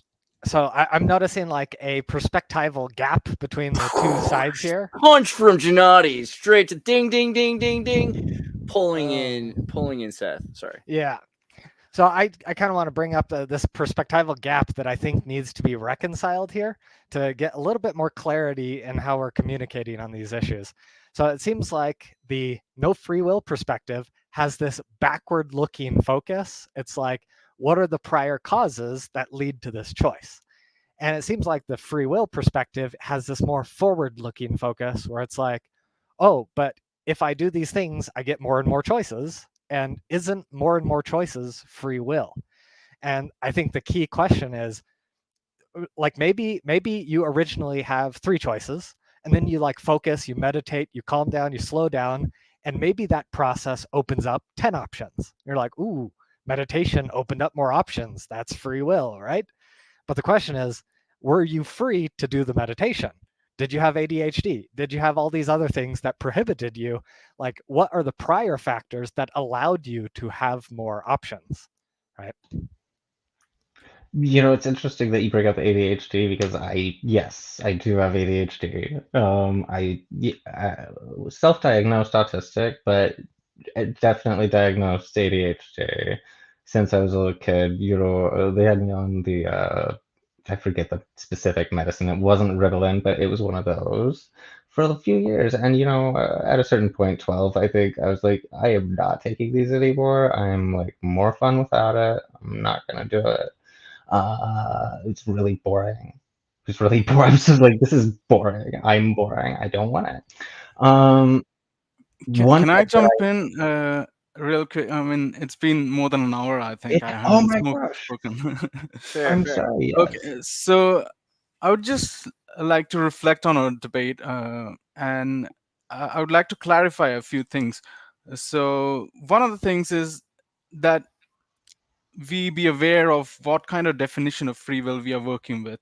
So the definition of free will that I earlier on mentioned is the ability to do otherwise than what you actually do, such that the ability to decide among the choices is up to you, such that it's free of all nature and nurture influences on you, completely free of nature and nurture. And then it depends on how you define nature and nurture. By nature, I mean all the environmental factors, epigenetics or whatever. The opposite. Nature means genetics and your brain and all the physical constitution or biological constitution that you are. and nurture is basically the environment and all the conditions that surround you. So when Gennady is talking about free will, I think he's saying, all right, we have all these influences, but still we can choose while being determined by those influences. That doesn't make sense to me. At the end of the day, that's also determined, right? I would like to go back to the consequence argument, or kind of the deterministic argument, which says that we have the initial conditions of the universe and we have the laws of nature. Then the future is just determined. So what I will say in the next few minutes is determined already, and I have no choice about that, because the initial conditions and laws of nature interact with each other, and it just goes on and on and on, and I have just no choice about what I will say. Now, like David said, it's not fatalism. So the crucial distinction that I would like to point out here is that uh, determinism is saying that whatever you will do in the future will go through you. This is how I like to conceptualize it for myself. It will go through you. It's not like whatever you think this is going to happen. It's that what will happen through your thinking. You will think it towards it. You will think that thought towards that outcome in the future. So yeah, that's what I wanted to point out. And I would like to respond to a few points that Gennady made. So Gennady is a materialist, and he would agree to me that we are comprised of materials that follow the laws of physics. But he, at the end of the day, says that we have volition. And just like David and Seth tried to point out right now, that we are not saying that we don't have choice, we don't have volition. That's not what we're saying. We're just saying that we don't have free volition or free choice or free will. We're not free. Like I said, nature and nurture completely determine what our choices would be. Now, we have this illusion of free will that we think that it's going through us. We have full complete control over our decisions, but that's not the case, because at the end of the day, there's this underlying concatenation of nature and nurture that's going on that we are not aware of.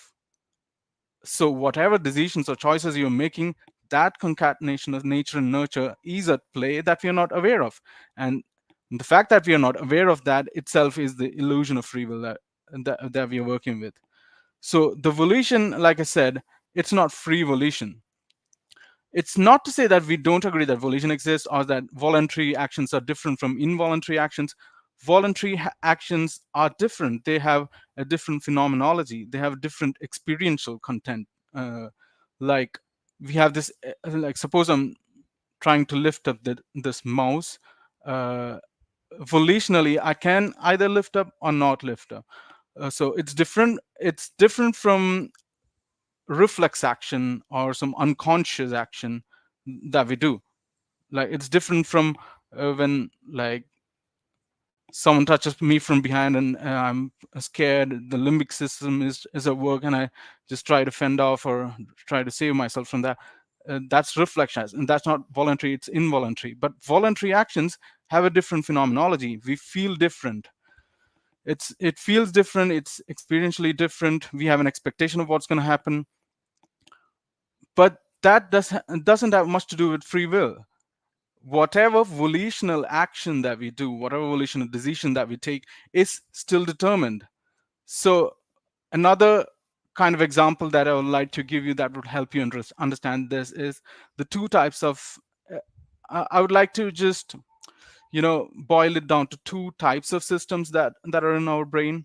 Let's boil it down to rational and emotional system. So suppose emotional system tells us not to do something initially. It's a first order thought that we have, and then we rationalize it, and our prefrontal cortex, the cortical brain, is at work, and suppose after some reflective thought, we decide to go for the rational option.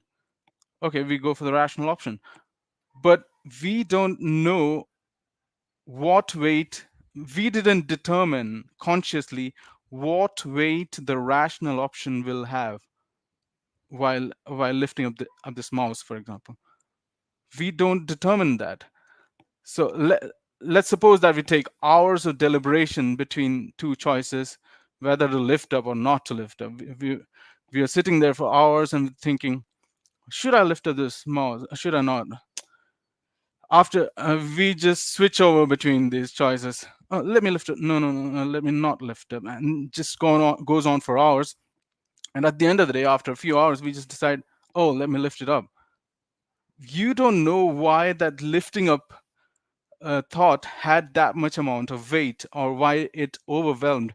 It's at the end of the day, underlying physical phenomena in your brain, in your neural circuits, that's at play. All that physical system, the neurons, the neural circuits, the neurotransmitters, hormones, and endocrinology, all those kinds of stuff, genetics, they are at play. We are not free. By free, I mean our conscious self is not free of those factors. We are, at the end of the day, slaves to those factors. We don't choose our desires. We are just slaves to our desires. It's Schopenhauer. I mean, Andreas brought up Schopenhauer. Schopenhauer said that we have a will. We can. What was that? We can do what we will. I'm sorry. How did I forget that? We can do what we will, but we can't will what we will. We can do what we will, but we can't will what we will. It's a pretty beautiful quote from Man can do what he will, but he cannot will what he wills. Yeah, we can do what we will, but we can't will what we will. That it's to say that we can do what we want, our desires. We can act in accordance with our desires, but we don't choose our desires. Where did those desires come from? Those desires, we did not have any part to play in those desires actualizing. Those desires are a cause of mysterious events happening, which have antecedent causes and effects. This causality from right back from the Big Bang, that's at play. So every choice that we make, be it rational choice or be it irrational or emotional, everything, we are not free to choose those choices. I think David pointed out that we can't choose to think what we think in the future, in the next moment. We don't choose our choices. I mean, we don't choose our thoughts. We don't choose our desires. Those desires manifest in our consciousness and we just act in accordance with it. So suppose we can say, oh no, I can do what I don't want. Like suppose I want to go to the gym. I mean, I don't want to go to the gym, but still go to the gym, even if I don't want it. But you want to get fit. Your desire to get fit overwhelms your desire to stay lazy in the bed. So whatever thing that you do, whatever you do consciously, you do because you desire something or you want something, but you don't choose your wants. You don't choose your desires. Those desires were chosen for you by the universe. Whatever conscious decision that you take, that's what I'm saying. Like Andreas said, no free will seems a bit absurd, but no, that's the consistent position. You can't say that for some of these we don't have free will, but there are some choices for which we have free will. That's not a consistent position. We just don't have free will. That's the true nature of reality.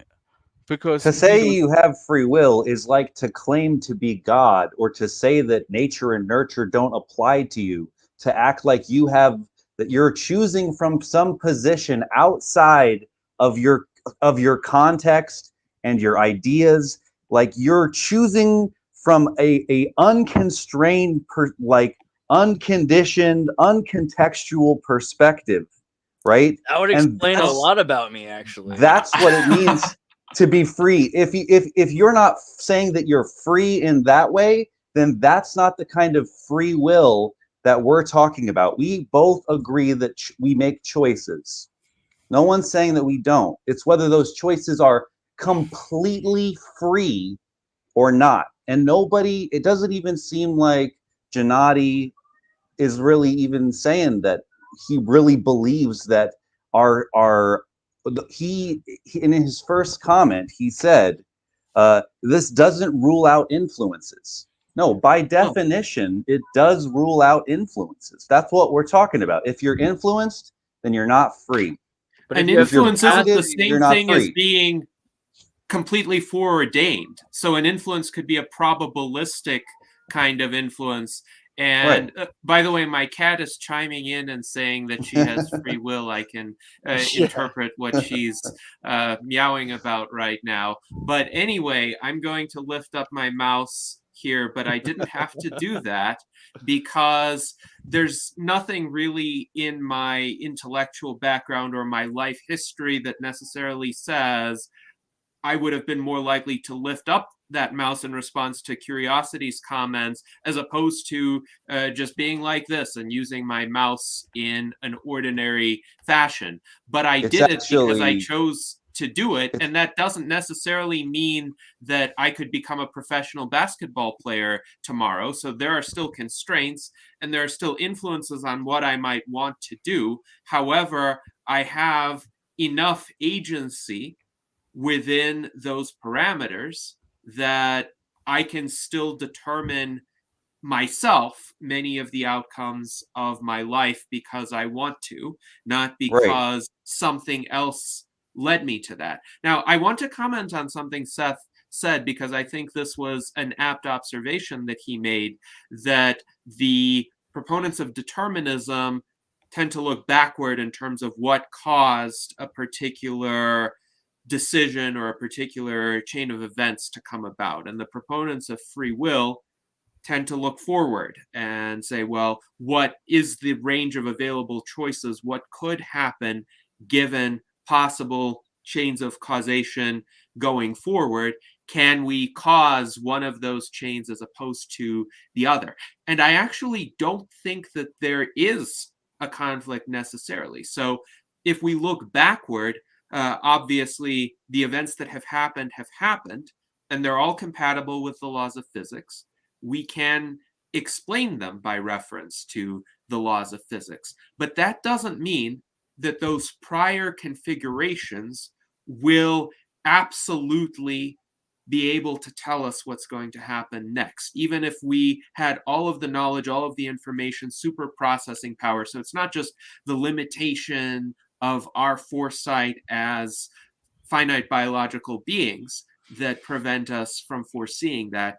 It is that there are now 8 billion of us who can make little choices that would lead to different outcomes. So the reason why that is, and why I can say this is all entirely compatible with the laws of physics, is because the laws of physics are themselves conditional. They're formulated in a conditional manner. So to paraphrase Isaac Newton and his 3 laws, if an object is at rest, it will remain at rest unless acted on by an outside force. So there's a conditionality there. If an object is at rest, and then unless it's acted on by an outside force. And if a force is acting on an object, it will be equal to the product of its mass and acceleration. But that's if a force is acting on that object. If an object is pushed by another object with a certain force, it will exhibit an equal and opposite reaction force on that object. So all of these laws of physics, properly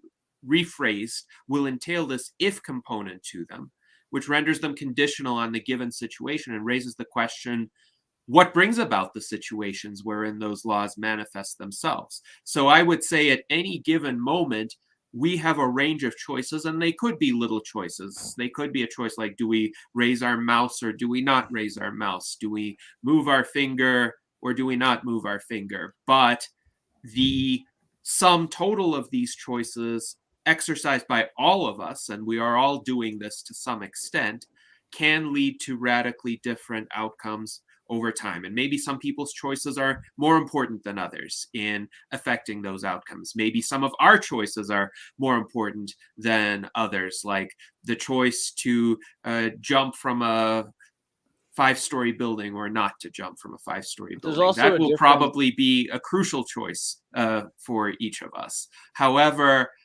I don't see the fact that we can look backward and explain everything through the laws of physics to imply that we can thereby, even with complete knowledge, predict future states of the world, even with complete knowledge of the present state of the world, hypothetically. So I don't when think anybody's- when we're talking about choices, I would like to point out that we're talking about free choice. Do we have free choice? That choice is not free. So first, on a Right. macro And scale, we might though. If you think of like just really quickly, we just mentioned earlier, like Icha Shakti, you could compare to like Adi Shakti. The idea that there's Trishna is different, like thirst is desire is different than will. So the idea that free will itself has decided it wants to create a superorganism that has constant manifestations of new phenomenology, then says, I will that it has death so that it has this, challenge of trying to do this as quickly as possible because I want to see this, evolve as quickly as possible. So the restraints that are there are created from free will. I'm just saying it's a plausible other alternative. If you're talking about Advaita Vedanta, are you talking about that? Yeah. And the term, I think that has deterministic implication. There are a lot of verses. I've even made a video on that. There are a I would lot of love to verses see it. I will watch it. Yeah, in Advaita Vedanta, which says that the world is deterministic. Krishna says that. Yeah, there are a lot of verses. I can't recollect all of this right now, but yeah, you can watch the video if you want. But yeah, I would like to ask Gennady, do you think that Laplace's demon is not logically possible? Do I think that Laplace's demon is not logically possible? Yeah. I mean, the question is whether Laplace's demon can predict the future or not. Logically, I'm not saying physically. Well, if Laplace's demon knows all the particles and the momenta of all the particles, and he knows the conjunction of all the laws of nature, I'm not saying one law like if this then that. I'm saying if all the laws are conjunctioned together into one, he knows all of that, and he knows all the particles and all the momenta of all those particles. Can he predict the future? I don't think he can, because even if he knows about all of the particles, including in our bodies, he still can't predict whether I'm going to lift up my mouse or not, and I'm not going to lift up my mouse right now. Okay, and he so could, it seems like you're not a materialist. I would actually, curiosity, just say I kind of agree that Laplace's demon exists to an extent by looking at DARPA experiments, but that there's also a range, I would agree with Gennady, where it can't be exactly precisely confident about everything that's going to happen, even though it can pretty well within a range of 9 days tell us what we think is most likely to happen. That doesn't mean it can be perfect. Well, can I just quickly say that it's a very predictable free will person argument to pick up something or wave your hand. I imagine that you're right-handed, and that's why you picked up the mouse with your right hand, right? I'm left-handed. So like it's like throwing things around, I elected threatening to hit people, I and my it's right very hand, common. And I'm Almost left-handed. every one of these debates, you see somebody do something like that. Andreas, you're just using your right hand because cultural forces manipulated you. Well, you got to keep your left hand hidden. That's the rule. Clean hand, dirty hand. In that funny point that Seth made, he just explained it all, because if not the physics, then the culture is determining what you're doing. So, but you can always attribute it to something, and thereby you make that argument non-falsifiable. Because yes, retrospectively, you could say we all have a bunch of influences on us, so you pick an influence that plausibly conforms to the action that was actually performed. And yet, that's not necessarily what actually happened with that individual making that choice. Because my lifting up the mouse or not lifting up the mouse, either of those courses of action is entirely compatible with the laws of physics. So there's nothing in the laws of physics that says I am physically incapable of lifting up that mouse right now. I have the equipment to do that. And likewise, I have the ability to refrain from doing that. And if you say, well, I'm doing that to prove a point, or I'm doing that to reflect some sort of cultural conditioning, or I'm not doing that to be contrarian and also to prove a point. You could make all of those statements that to some extent might be explanatory. You might on some occasions be correct in saying this went through my mind. However, that doesn't mean that I couldn't have done otherwise. I could have done otherwise, and then you could have looked back If the at laws that of choice. nature and the previous conditions had been different, you could have done otherwise, right? So I know this is like not exactly relevant, but to me, it's does Krishna have free will or not? Because it seems like metaphorically and all, but like, you know what I'm saying? Because it kind of relates to this. I'm not sure about that. I mean, even Krishna doesn't have free will, because the future will pan out the way it was meant to pan out, and Krishna doesn't have a choice about the future. It depends. I mean, there are a lot of contradictory verses in all the scriptures you can find. Yeah, so then we'll have to go to the God and theology, and that's just another can of worms we don't want to open right now. I mean, I'll do it again another time, but just the idea that everything sure. comes from this concept of free will, and then it's creating ranges of limit so that these things are forced to do the things. Like there is, of course, this idea that we're limited, but that seems like a later synthetic. It doesn't seem like the initial state then. And so then it would suggest that either Krishna or consciousness or whatever we're going to call this primordial thing does have free will, because it's elected to let this happen. Okay, if Krishna knows the future, if he's omniscient and he knows the future, I think the future is set and he has no choice about it. But it depends on how we define God and what kind of God you're talking about. Maybe we can talk about that later. I just had one question to Gennady. I'm sorry, Seth. I'm sorry to interrupt. It's fine. Are you a determinist? I would not call myself a determinist in the sense that I don't believe that the future is determined based on the past, based on what has happened already. Retrospectively, you can explain events using the laws of physics or whatever influences you choose. And you admit it has an influence on the future, right? Well, there are influences do not mean 100% ability to predict. It means they're not. That's true, but nobody's saying that. Nothing that you're saying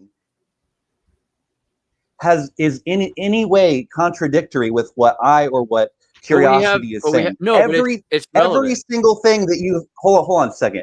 Every single thing that you have said in your position are not things that we disagree with. Even you have said there's constraints, there's influences. That's what those constraints and influences are what makes it not free. You are a determinist, you're not a fatalist, and you're not talking about free will. You're just saying that we have choices and there is will. And influence is not the what same. we're talking about. And influence That's is not what we're talking about. But hold on. This is really relevant. And influence is not the same as being influenced. Okay, sorry. See, so I would like to jump in. See, you're talking about influences and constraints. Okay, let me suppose Gennady is saying that there are some choices in which we do have free will. I can agree some of the choices we don't. Maybe he's saying like that. Let's suppose he's saying like that. There are some choices in which we have free will. The other choices, we are influenced, completely influenced and constrained. In this free will choice, we are not. There are influences, but you are the ultimate decider. What I'm saying is that it's just our epistemic understanding. I mean, the lack of understanding, epistemic lack of understanding of all the influences. You might think of a few influences. Oh, like I was brought up this way. I was born in this country. I was born in this culture. These are the influences, but these are not determining me while making this choice. But there are other influences that you're not aware of.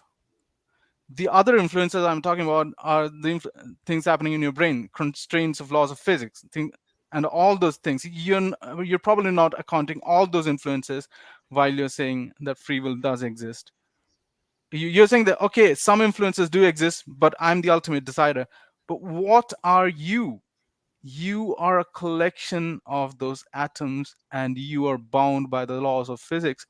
and by the laws of biology, psychology, psychological determinism is there, and chemistry. All those bound you. We're just not aware, but there are a lot of influences that we're not accounting for. Probably Gennady is not accounting for while we are taking one decision.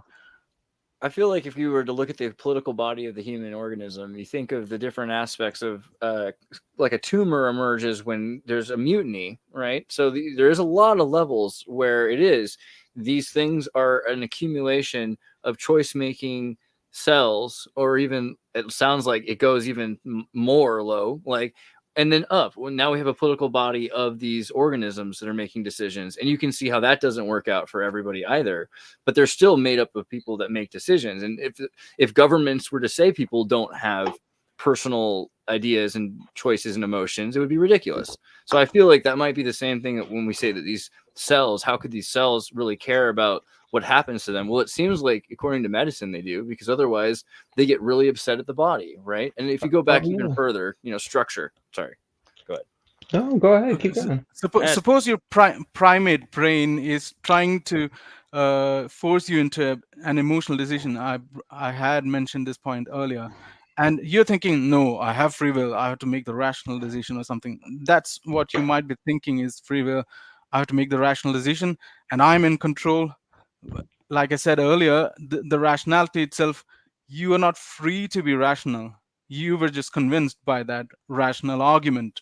But you have the capacity to be emotional. You have the capacity not to be. You have more capacity. You can either be emotional, you can either be rational. You can do both at the same time, and you can be both at the same time as well. But you don't decide or determine what the exact weight of that mixture of thought is. You don't decide that. It's all happening in the brain. I think you don't Cyrelin exactly has a point. Sure.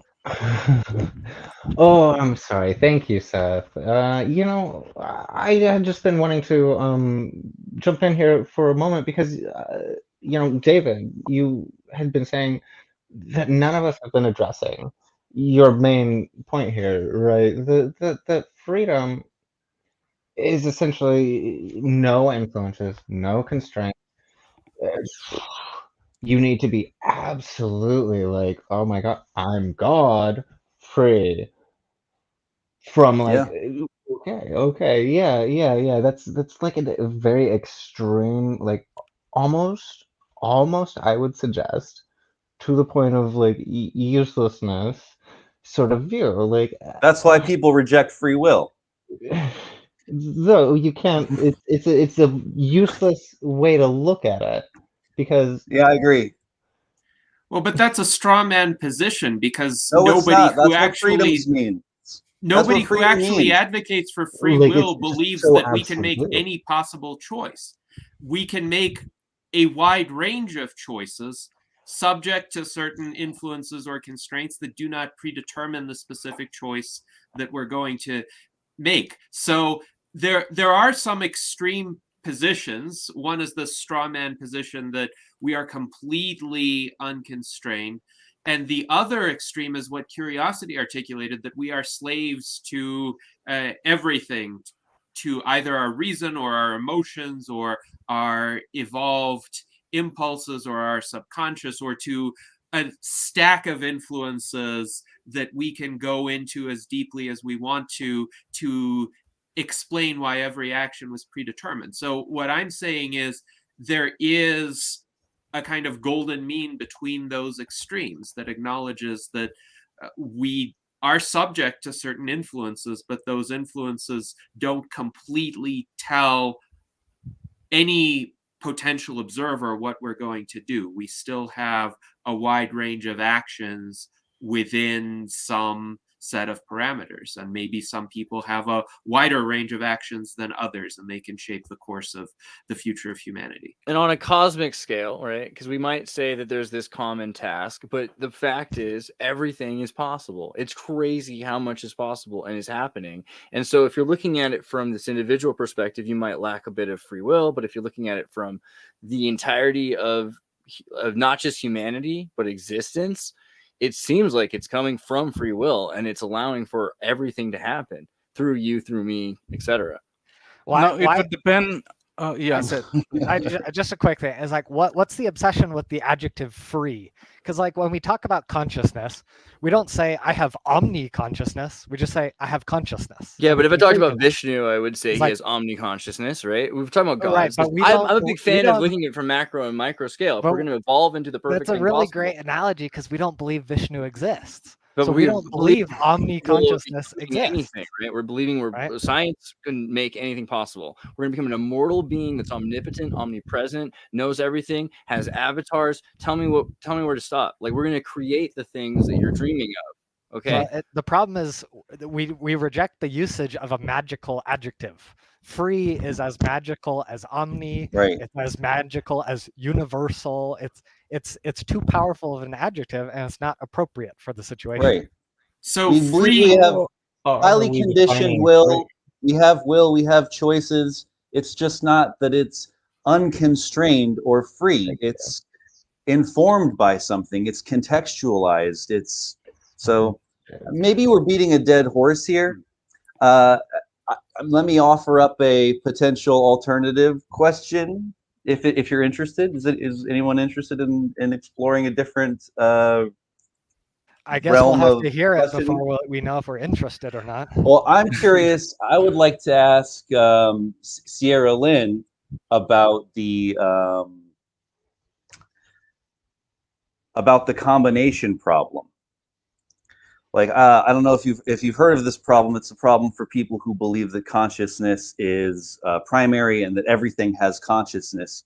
For example, earlier Gennady brought up the idea of chairness, right? So like if you have all of these individual small like consciousnesses and they all have souls and then they come together to create like another level whole on, how do higher level souls get invented by lower level souls?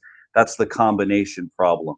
Like is my vacuum or is the chair conscious because it comes together and creates something bigger than the sum of its parts? And if some things look like they're conscious and some things look like they're not conscious, how can you tell what's really conscious and what's really not conscious if it doesn't actually distribute any of the characteristics of consciousness? What does it mean to say, this might be another question, what does it mean to say that like the lowest level things are conscious if, like, for example, we can do the double slit test and get the same results every time predictably? We can do chemistry and get the same results every time. Where's the freedom in that if it's so predictable? Let's say we have an experiment to see if someone's intelligent, right? And so we're like asking them a series of questions in English, right? And they're from Africa and they can't, so you decide to shoot them because they're not intelligent, right? That's the problem with deciding, because you're deciding at that point, it's a serious thing. You're deciding whether something is conscious. And I would say it's better to err on the side of assuming everything is conscious than it is to just presume, well, I can decide when something deserves to be considered conscious to me. I think that's a dangerous game to play. Valid. Right? Well, but scientifically, we understand how capacities come online because we understand the correlating equipment that makes. Well, you're them just possible. saying what's valuable to you. You're like, this thing can do what I think I'm not is saying valuable. it's So it's valuable. conscious. It's able to make choices. I put a rat in a maze. It's really good at it. I put a rock in a maze. It wasn't good at it. It's not conscious. You're making an argument about good and utility. I'm asking a question about how we know what's true. Those are different questions. Right. It's dangerous to presume it's not. And I don't, unless you had Okay, way more let me- evidence to presume that it wasn't consciousness, then I'd say it's a dangerous. let me say how we know, like David said, how we know what's true. Like we know scientifically that for consciousness, it requires either a brain or a central nervous system or a mixture of both. That's what we know Subjective scientifically. consciousness. Yeah. Yeah. So that's how we go about our morality, I guess. I don't know if who is vegan here or not. I don't know, but yeah, I'm one. David is one as well. I think the idea of being conscious, like you're saying, might build up on your ideas and your awareness of the reality. So you're making more and more choices based on that. But even on the most inert level, mushroom will turn, to face like the dirt that's a flower faces for photosynthesis, these things. And that's they don't. response to stimuli, Yeah, but sure. that's just response to stimuli. That's just reflex Okay, action. It's a simple whales have to choose to breathe, right? Like, or else they die. Every breath is a Well, choice for a whale. There's a whole spectrum of consciousness. No one's denying that plants. I wouldn't deny that plants have a form of consciousness, although we wouldn't call it subjectivity, right? So this is the problem with even the I using wouldn't the call word it sentience. consciousness. It's not sentience. It's not sapience. It's like something like pre-sapience or whatever. You can't even really use the word consciousness, So, like, because even what about like a redwood people who, forest that can feel what's going on in Big Sur and also feel what's going on in Northern California simultaneously? Isn't that cooler than whatever we're talking about? We're comparing it to what we have again, we're talking about if things like gold or chairs or whatever are conscious. We're not asking if living beings are conscious. We can let's just grant that. Let's be as gracious as we can be and say this word, because I think consciousness as a word becomes basically kind of useless when it's used to describe all these different levels of complexity, right? Like, I mean, I try like electrostatic, right? I might say a chair hasn't consciousness, it has electrostatic, right? But that limits what I believe a chair is. So I kind of feel like it does have awareness of the fact that it exists. It might not know exactly what it exists for, who is sitting on it without eyes, but it's still made up of structure that's aware that it's here and you're there. There's a unanimity -1, right? Well, that kind of emerges. I just want to add my quick little tidbit. For me, consciousness is like a complete red herring. Like, to me, there's like no connection between consciousness and free will. Like, if I wanted, I could just grant that everything in the universe has consciousness. That does nothing for me in terms of free will. You know what I mean? Okay, Well, I think then. Consciousness is a prerequisite to free will, in the sense that you have to experience the act of deciding, the act of choosing. You have to be aware of it in order to be able to exercise it. Otherwise, well, a program is not conscious of itself, at least not the programs that exist today. And we can't say to any meaningful extent that that program has any sort of will, any sort of ability to choose. Even if it's a generative AI and it's very creative, it's still not volitional, and it's not self-aware either. But I do want to say I sympathize with the position of erring on the side of recognizing something as sentient or as conscious, and hence I made a point about certain animals having consciousness to at least some degree, and even having volition to at least some degree. And of course, the relevance of this politically is in regard to the Transhumanist Bill of Rights version 3.0, which the Transhumanist Party has promulgated, where we attempt essentially the most inclusive formulation of rights, where we also recognize that rights should be proportional to the amount of sentience, the degree of sentience that a particular entity would have. And for instance, we believe that it should be prohibited to kill, say, higher animals, dogs or cats, who aren't harming somebody, who aren't putting people at risk of contracting diseases. It should not be allowed to just arbitrarily deprive them of life because they have a certain amount of I agree with you. A certain amount of But in order to make that distinction, you would have to be able to make distinctions about levels of consciousness and these different capacities that are, and for example, Cyrelin, she has this idea that everything has free will and everything has a soul, but she also says that free will is only possible when something like metacognition or awakening happens, and only the highest developed beings are capable of doing that, only of meditating and transcending the self and deconstructing and getting to that place. Like, it's because we have certain equipment that allows for those things to even be possible. So on her view, I don't understand how it would make sense to say that if metacognition or something like that is, or transcendence of our conditioning is required to have something like free will, or to choose from this perspective beyond our conditioning, how you could really then say that anything or most anything even has free will, because it's incredibly rare that anything can do that. And then even in the context in which anything can do that, as we've said, it's more like a state of witnessing. And if a judgment comes up, that's kind of more just like the egoic thinking mind in the context of Buddhism or something like that. That's coming from conditioning.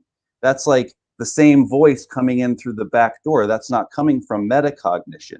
So it seems like on her view, it's kind of incoherent whether anything actually has free will or not, even though she wants to say everything has free will. But I'd be interested to hear what you have to say about that. You know, that's actually a fair point. It might be a little bit. It might be a little bit of misleading to say everything has actively free will.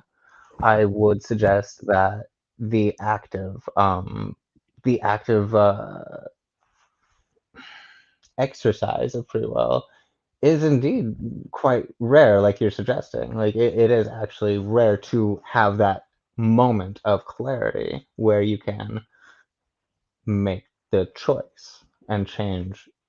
Like basically any actor, if they get to that point, can change everything for everyone with that choice.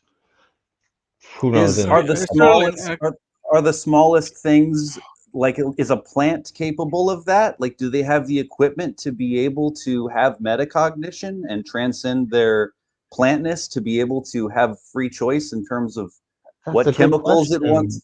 Concerning the redwoods, like Andreas brought up, 1,000 years old. Some of them, like some of these trees just are way sort of beyond us in terms of like age, for example. They've been sitting there Okay. for who knows how long, isolated to some degree, but they spread out their tendrils. Perhaps they even actually they have made sort of a union with the the fungal sort of mass that stretches out So across. this comes back to Gennady. Like, what do you have to say about this? You said it was really important to be able to make a distinction about these different levels of cognition, so that way we can extend better rights to things that are more and more complicated because they have more capacities to feel. And I totally agree with that. That's why Curiosity and I are vegan, is because we care about the feelings of these animals, and like their experiences matter to us. But we're less concerned with like cutting into a carrot, let's say, than we are cutting into your cat, right? So we would make that distinction. That's important to us. I would go further though. Yeah, I would say like that's the reason it doesn't work that way for me. Like, because then I would go full Jane and I would only eat like the toenails of trees. I would eat fruit, but I wouldn't eat like root plants and like murder carrots, right? Like that seems like that's just about the same thing. And the idea that you're saying this has more choice, so it deserves more consideration, that might be true. More ability to feel based on the equipment that allows for that. Totally different though. Totally different. I don't agree. It's not about the choice. It's about its capacities based on the equipment. Like this is like, take it from a dude who lived with redwood trees. Like they feel, like they can, like a tree can feel with its root structure being cut down another tree within the entire range of all the trees because they're connected in the network. They also interact with mycelium. We've talked about that ever before, but the idea that mushrooms and animals are more closely related through Opisthokonta and they're using the same neural hormones as us. Mushrooms are probably at least, if not more. But do those trees have the ability to feel pain and pleasure? Yeah, probably. Are you not just projecting your own human understanding of subjectivity onto these things because they're living? I think not, because this is the other thing. People associate the idea of pleasure, their idea of pleasure, with their different drives of hormonal responses. So really this reductionism of, I'm running from a tiger, so right now I have to throw it into the algorithm of I should be prioritizing escaping the tiger, not digesting, I should probably be using all of my adrenaline. These kinds of things that we have as reduction, for sure, like that exists with trees, with everything. And they're saying this is good. This is a practical thing that'll help me along. Maybe it'll be if I was trying to have more trees exist and be in a larger forest, these choices are good for me. Same thing with mushrooms. Like, it's so clear that mushrooms are moving nutrients around the soil and choosing, like, actually making paths for water and nutrients filled with in the water to fill, so they help other things grow. Beavers, similarly. Why do beavers destroy rebuild deserts into forests, right? What is the value there? Why don't they just stay in one place, right? Like, it could be just determinism, that biology has just evolved to this conclusion. They have the But desires, but they didn't choose.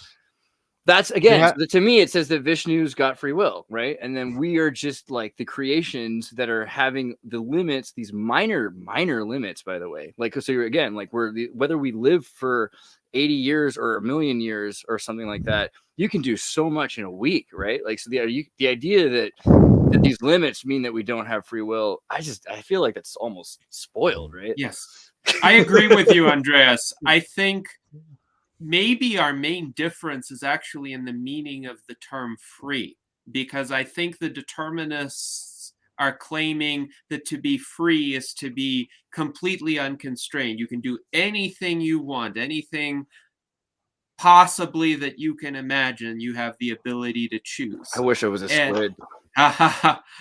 And my view is that, yes, there are limitations on outcomes that are achievable and various constraints on that, but one can still be practically free.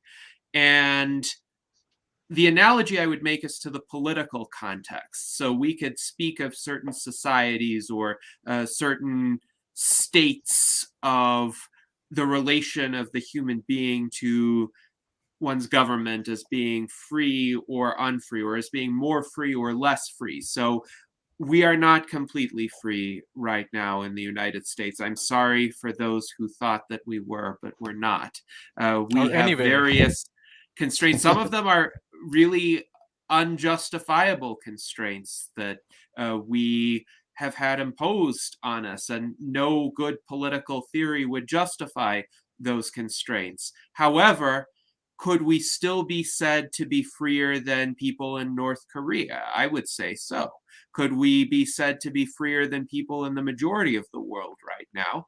I would say so. And moreover, I think the amount of freedom we have should also be understood in the context of what we want to achieve with our lives. So for the majority of the goals that we have, are we politically free to pursue them right now?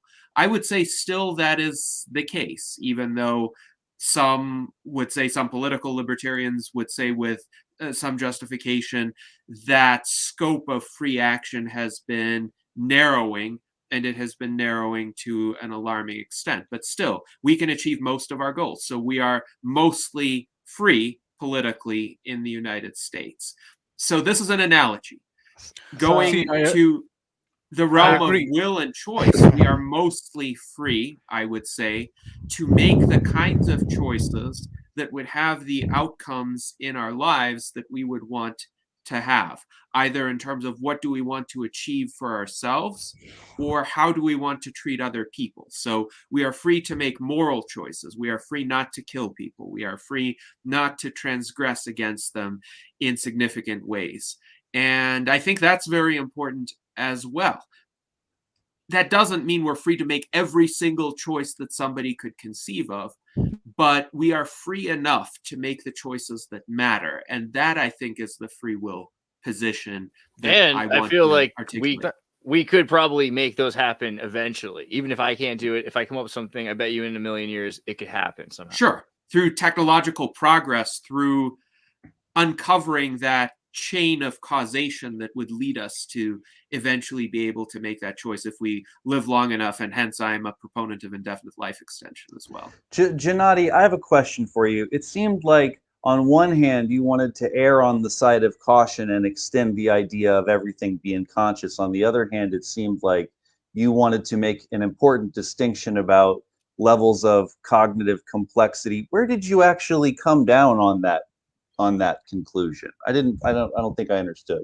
Right. Well, there has to be gradations of consciousness. So it's not that every single thing is conscious. What I mean is, if we have some evidence of sentience or self-awareness, if we see a creature that's behaving like us in certain respects, then it would be better to err on the side of attributing some faculty to that creature. Like if a cat is displaying behaviors that seem an awful lot like emotions, and it's communicating with us in ways that display certain kinds of what seem to be sentiments, we attribute those types of features to the cat. Sure. Instead of saying, oh, it's just a sophisticated automaton, it doesn't really feel those. But you would make a distinction between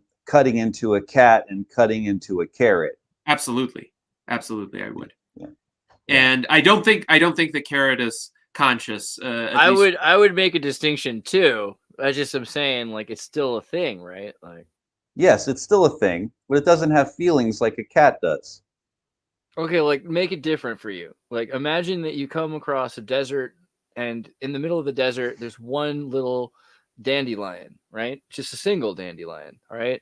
And you murder that dandelion. Do you feel bad yet? You know?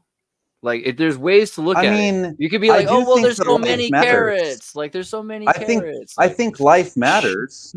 I think all life matters, and if you can do less harm, you should. If you're doing harm to living things, does that dandelion have the potential to become a whole field of dandelions? Can those dandelions evolve into flowers that? I mean, if you go out of your way to step on that dandelion, you're kind of a jerk, right? Like, I'm not denying that it matters. I'm just saying that there's a spectrum of consciousness, and we should probably care about the some things more than others. And also, I think that there's that probably also Gennady would also probably draw a line, and he would say things that are less complicated than this are not living. Right. So, right. I kind of want to jump in on this a little bit. I just want to say I would use curiosity's word weights. I would put weights of importance. I think it's a good way to put it. But before I jump in on consciousness, I want to be sensitive to everyone's time. I know we're going pretty late. Is everyone okay? Should we start to conclude pretty soon? I think we should. I'm okay. Soon, yeah. Let's finish the hour and then we'll get done. Yeah. I think we should conclude shortly. So we've been going for almost 3 hours now. Yeah, let's finish this hour. Let's get like 10 minutes in, and then we'll say where everyone get their content. What do you say about that? Yeah. Any more last questions? If anyone has to leave early, it's fine. But yeah, we can finish at 3 hours. So for this consciousness thing, like, I feel like it's not as confusing as a lot of people make it out to be, because we have our own bodies as kind of a test case, as a test subject, and we kind of know how sentience works in our bodies. Like, and it just, I guess neuroscience is complicated, but if you understand a little bit of neuroscience, it's like, well, when you have pain receptors, that is what allows you, it affords you the ability to feel pain. And if you remove your pain receptors, you lose the ability to feel pain. And there can be, like, your body can still have defense mechanisms. It can have immunities. It can react to dangers. Like, a plant is reacting to all these dangers. But if you lack, like David, he had a great word, is the equipment. If you're lacking the sentient equipment, you lose the sentience. And we can see that in our body. There are some things that we are sentient of, and there are some things we are not. And there's a pretty clear line on that distinction. It's not as vague as people might want to make it out to be. But the problem is, back to my earlier point, is like, none of this gives you free will, because a pain receptor, well, there's no free choice in having the feeling of pain. It's based on the electricity flowing into the pain receptor, and electricity is deterministic. It's a cause and effect. One neuron activates the next, bing, bing, bing, bing, boom, you got pain, right? And so there's no system of freedom in any of that consciousness. Pain is not a choice, but sometimes how you respond to pain can be a choice. If you have the even more sophisticated equipment to interpret your pain, understand where it may be coming from, understand the degree of severity and maybe the degree of threat that it poses to your health. So for example, if you're exercising and you are experiencing pain, but it's a kind of pain that you've come to anticipate as an outcome of exercise. Perhaps you're thinking, oh, I'm just working my muscles a bit hard and this pain will subside and I'm okay with it. I'm okay with pushing through the pain. I am an ultra runner, so I know how that can be. Versus if you have a pain that is of similar intensity, of similar kind, but you don't know where it's coming from. You don't know whether it's temporary or whether it will last, whether it's life-threatening or not. You're going to have a very different reaction to that pain. And of course, a simpler being that can experience pain might not be able to make those distinctions because that being doesn't have the conceptual equipment or the physical equipment to really interpret the pain. So to a great extent, I agree with what you've said, David and Seth, in that you need certain physical equipment to be able to have certain sensations, or then to be able to have thoughts about those sensations. And I also think past a certain level of complexity and certain types of physical equipment, you can start to modulate how you respond to those sensations as well. Sure. What's the difference between a runner and an ultra runner? You're not free to choose that. An ultra runner is anybody who can run distances beyond a marathon. That's badass. Okay. It seems like we're all a little bit like it seems like a little bit hung up on this idea of how everything is almost sort of hypnotized by their desires and like what's the will behind it saying, like it's sneaking in the back door, like oh what's the ego trying to tell you what to do, and all people's of these demons, right? Exactly the demons, and then the higher self and versus the ego, and they're all like trying to like fight over control of this body, right? It's all a little bit this is an strange. ultra runner, by the way. This is a Hey. So you know, if you get to the point where you were talking about it, David, where it's almost like you have to get outside of all of these factors, and be able to observe it from the outside perspective of where all these desires, the voice of the will, the voice of all these things, where are they coming from? The question becomes, can you get to that outside perspective? And, you know, again, I'll bring it back to all of the spiritual practices, because it's interesting for me. I went way hard into atheism way back when I was in high school, and kept with it for a long time because I was like, this is all bullshit, you know, excuse me, but you go into all of the science of it, and exactly, there's nothing there. I went real hard determinism. I convinced my best friend of determinism way back in the day. So I've come way around on it to the other side, because I started to notice. You talk about we haven't gone back into the origins of things, but I have. Like, that's the thing. I started to notice, oh man, all of these religions are saying the origin of everything is kind of the same as the science is saying the origin of everything is. What the Big Bang is, comes from nothing. The one single thing explodes into everything. Yeah. They're all saying the same thing from different perspectives, including science. There's not really any kind of a actual contradiction. They're just looking at everything from different perspectives. So I would suggest, like, how do you get to that Buddha perspective? How do you get to that outside perspective?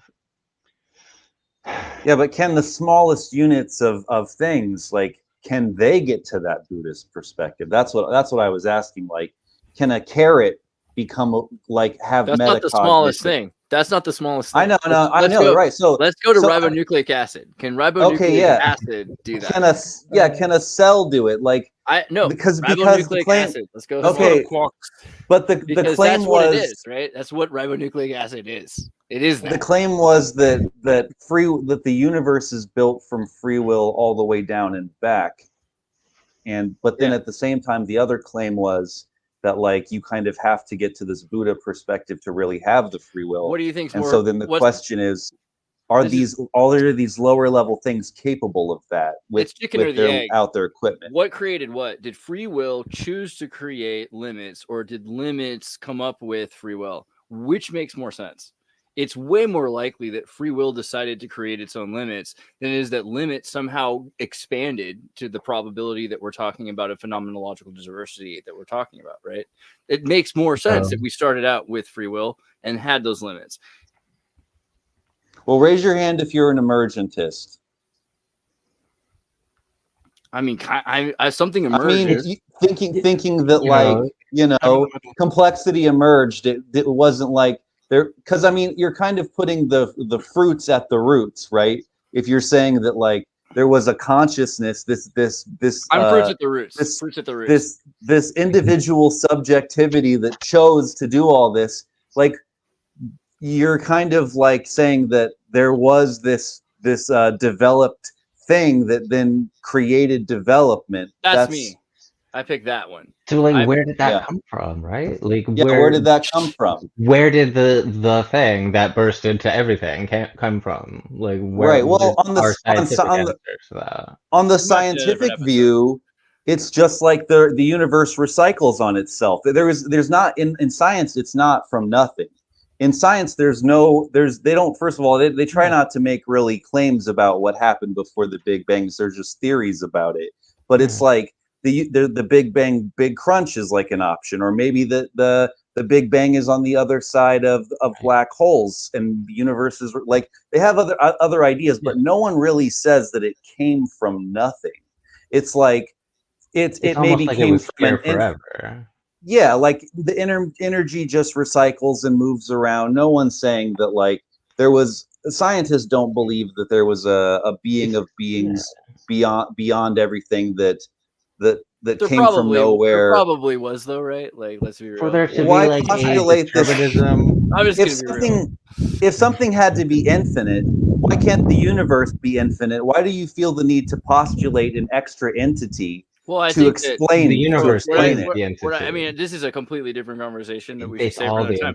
But I think that I think that Narayana is the source, and then from the source, which is like the vessel, from there's like this Mahadevi kind of like Icha Shakti we're talking about that emerges, and from there, from will, there's also will has the thirst and desire, and those things make it possible for it to beyond that self have limits, which make it, because of the thirst, desire what it drinks from. And I think that's like a primordial thing that makes everything possible.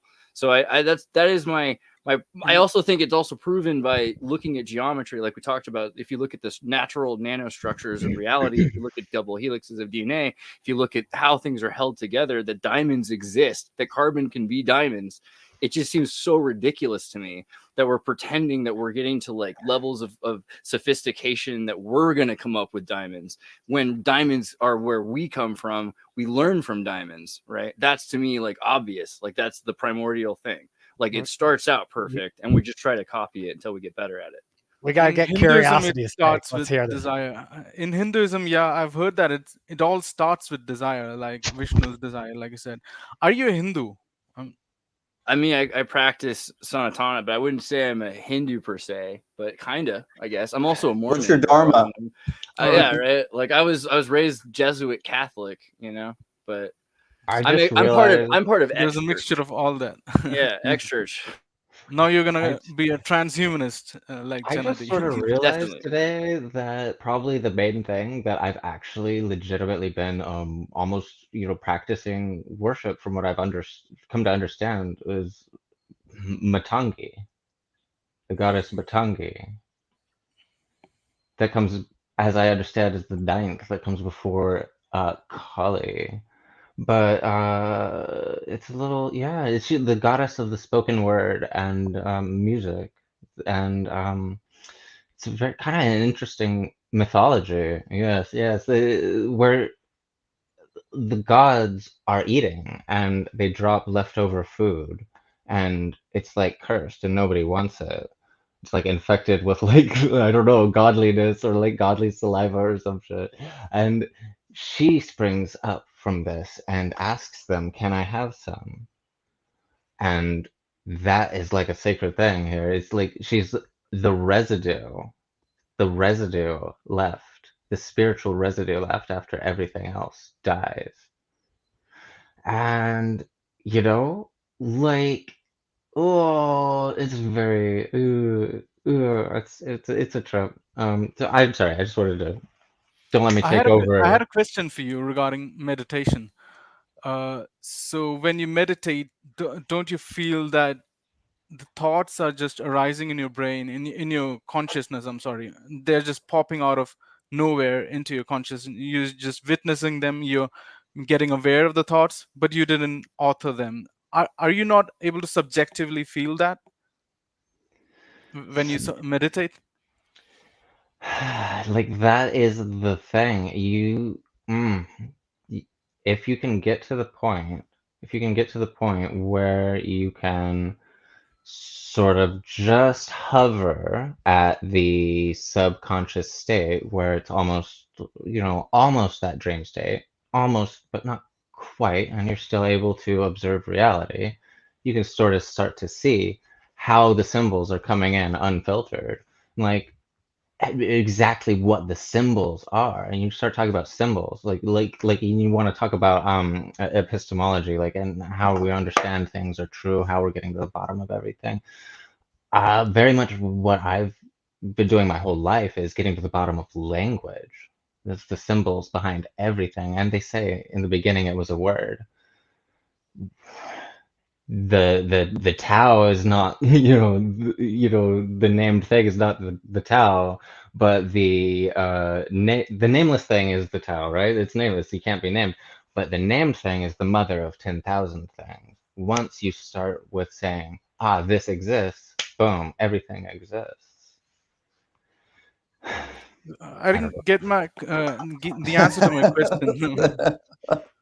Are you saying when your mind fills with ideas, like, so if you do 108 Gautries, then you're able to focus on your breathing and move away from your own thoughts, right? And a lot of the time, the most famous monks are people that are isolated, like Abraham in the Bible lives in a cave as a child, so he doesn't see idols, right? And that makes it possible for him to see more purely without this influence. But influence is also something that can be dismissed or denied, right? You can respond to influence by saying no.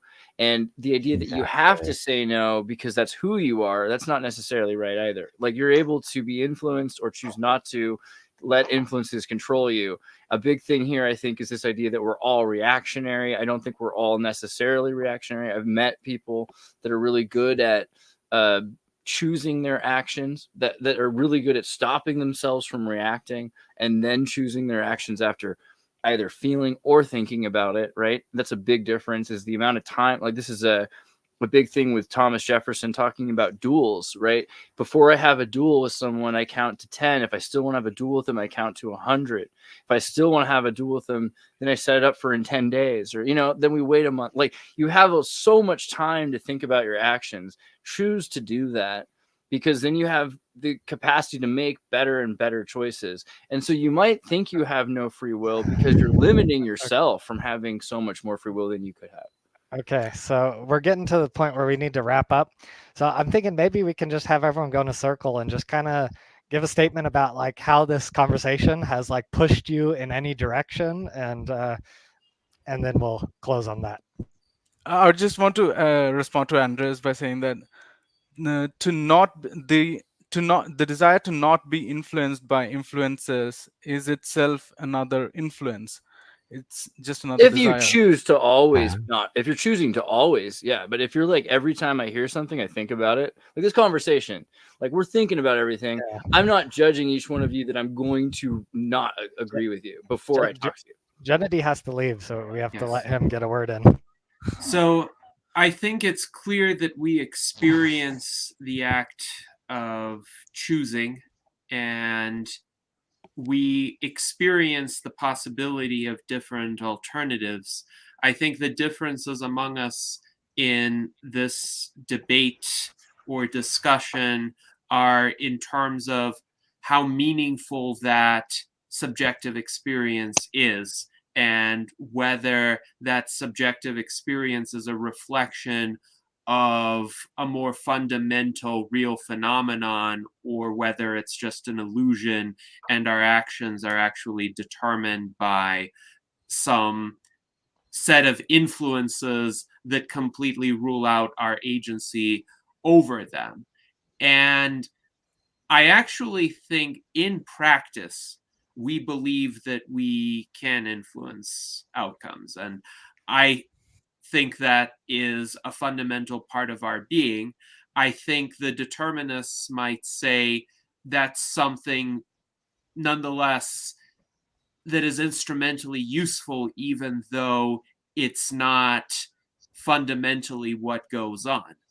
And in practice, I do think we can come to very similar conclusions, like the idea that there are gradations of sentience, for example, and those may have implications on how we treat living beings. I think in practice, we can come to outcomes within society or norms or institutions that look fairly similar, even if some of us come from a perspective of free or sufficiently free will, and others come from a more deterministic perspective. And it is still worthwhile to reason through some of those practical outcomes and see where we have common ground. So that's where I'll leave the conversation.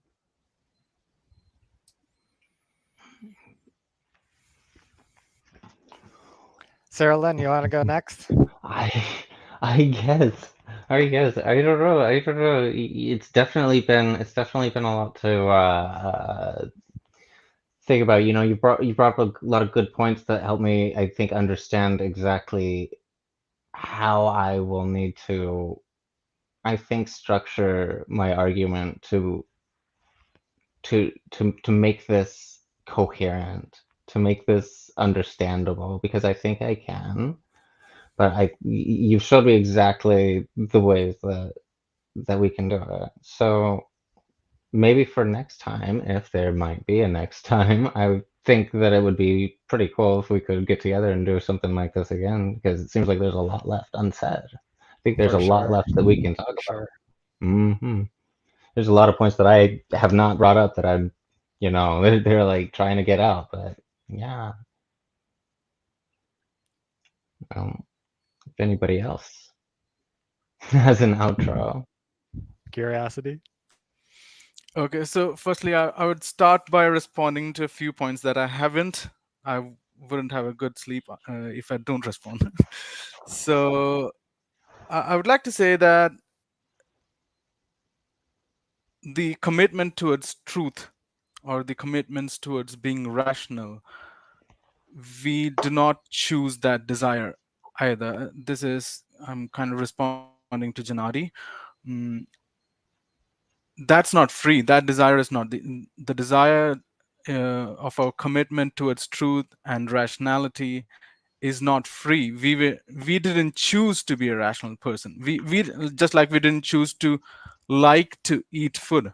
Did we choose to like to eat food? No, we just find ourselves as beings that like to eat food, and we have other desires. We like a certain person. We don't choose, oh, let me choose this person as the one I love for fun. We don't do that way. That's not how will works. We're not free. There are always conditions and factors that are influencing our behavior.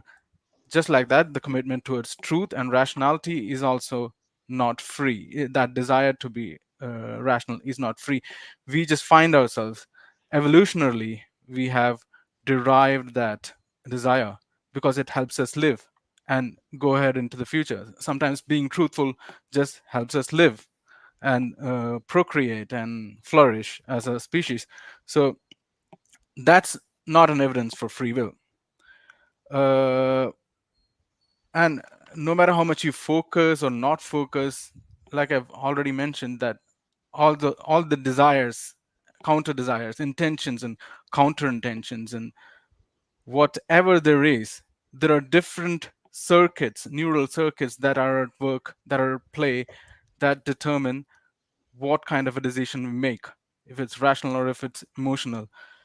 So some people bring up free won't, like we might not have free will, but we have free won't, which is to resist an influence. The phrase resist an influence was brought up again in the conversation earlier. So the impulse to resist an influence is also determined by another circuit, perhaps, and we don't choose that either. I would like to also mention that this is a very crucial part. This point just helped me, understand the lack of free will very easily. It's just simple. It's pretty simple. Like, whatever we do is influenced by processes happening in our brain, but we don't control the processes happening in our brain. Like, are we able to consciously control what's happening in the neural circuits, like how much charge or synaptic weight that a particular desire has? Are we able to control the charge? Oh, let me put a little bit more sodium and potassium ions here and a few more conduction of electrons from this neural circuit so that this is the outcome. We don't You do that. realize you're talking to transhumanists, right? Sorry, I had. So yeah, I just wanted to point that out. And there's a lot I want to talk about the self that we can maybe talk about later with Cyrelin and even Gennady. And yeah, what else? Okay, so Gennady was saying that it's just sufficient to have this feeling of free will or the experience of free will for us to have free will. That's just what it means to have free will. Like, we have experience of a lot of things that are untrue. We experience the earth to be flat. We experience like the earth is the center of the universe, things like that. There are a lot of intuitions that we have that is wrong, like witchcraft and all. We had a lot of such experiences and delusions and hallucinations throughout the history of humanity. Out of And body we have experiences. exactly. So throughout history, we have been finding out scientifically that we were wrong all the way through. And experience is not an excuse to posit a particular phenomena like free will. Like, we might have an experience of free will. I agreed with that, but that doesn't itself say that free will actually exists in the universe. So, for example, we dream, right? We all dream. The experience is such that it's actually happening. It's reality. It's actually happening. It feels like that. But is it actually happening in reality? No. So the experience of free will is not a good excuse to posit the existence of free will. And yeah, so basically that's my point. I can make a lot more arguments against free will, but I would just like to bring up determinism once again as a closing statement, that either the world is deterministic or it is indeterministic. Let's suppose that we are okay. I think Gennady says that we are not living in a deterministic world, and he even rejects Laplace's demon. He thinks it's not logically possible either. But most of the compatibilists or even libertarian philosophers would agree that at least Laplace's demon is logically possible. But yeah, if determinism is true, we don't have free will. Causal determinism, right from the start of the universe, causation, cause and effect, cause and effect, cause and effect. We have the initial conditions and we have the laws of nature. None of them we author, and these two interact, and every future state is determined. So what I'm going to say next is determined. I have not decided what I'm going to think next, and yet, and that's exactly why I don't have free will.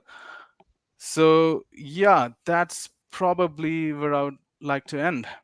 I have a lot more arguments that I would like to discuss, but maybe in the future. Yeah, it was fun talking to you Okay. guys. We had a lot of points. I mean, it was fun talking to you all. I didn't think it would be such a pleasant conversation. So yeah, I hope you see. I see you soon. See you all soon. Yeah, thank you.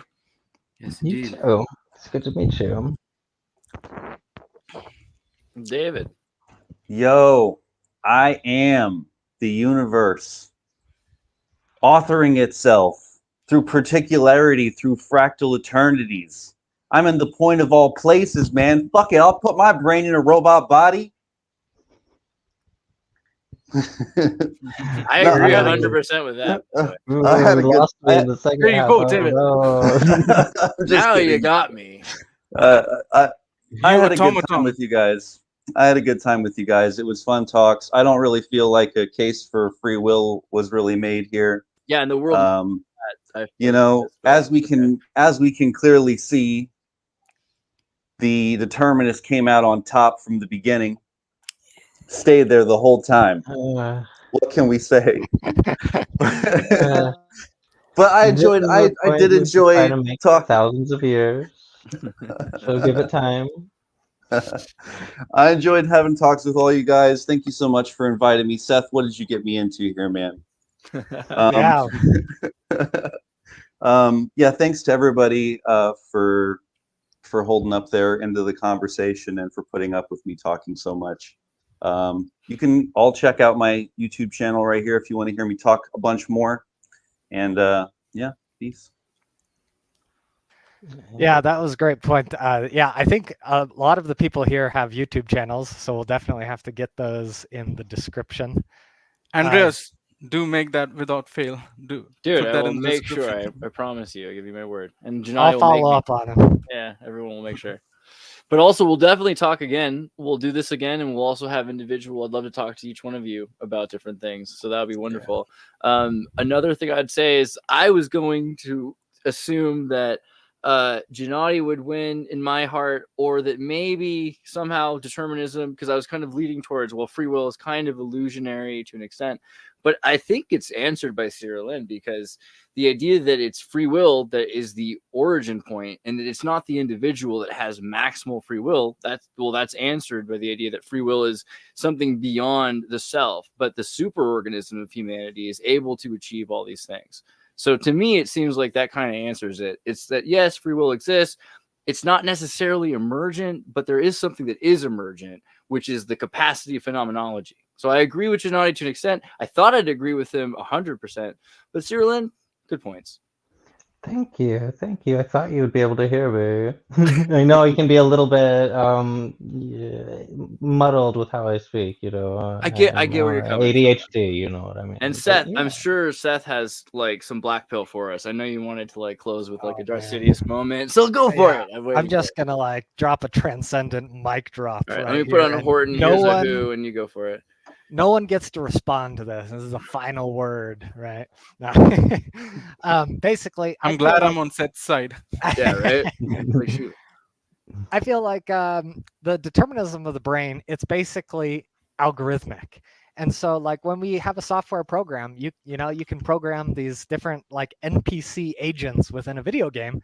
And these software agents, they can have choices. But nowhere in those system of choices is a non-deterministic freedom. Like all of the causation of ones and zeros, antecedent programming, all the way flows down into the choices of the software program. Just because it has options does not mean it has free will. And I think that was probably the most important takeaway, because it seems like the gap was between free will and choices. Drawing a hard line between those two seems like an important distinction. All right. Okay, I'll take it. You guys know that crabs keep evolving, right? Like, so this is something for the determinist side. I'll end it with this. The crabs keep evolving, everywhere you go, more and more things evolve into crabs. Maybe you guys are right. I don't know what else to say. Even humanity itself has like a civilization on its back, sort of like a hermit crab shell. So I don't know. Maybe there is some determinism to it. Yeah, there could be. I'm giving you that one. All right. Evolution is deterministic. That could be something to it. I'm just saying. Should I let you guys say where to get your information like really quickly, or are you guys tired and want to just like send them the links? Okay. So you can find me youtube.curiosityguy, whatever, and Andreas will anyway put it in the description. You can find it out. Please check out my content. I have a lot of arguments I've made against free will, and there are more yet to come. Many interesting arguments. I've discussed a lot on physics of free will, and I've discussed a lot on God and free will as well. But I don't discuss whether God has free will. I'm discussing only if humans have free will, if God is real. And I'm going to be talking about neuroscience and psychology as well in the future. So stay tuned and stay curious. Awesome. Well, I know, Gennady, you got to get going. Yes. I just want to make sure everyone sees the USTP website. And thank you for all being here. And everyone else, I am David Long. I'll share your link as well. Thank you guys for being here, and I'll see you guys soon. God bless.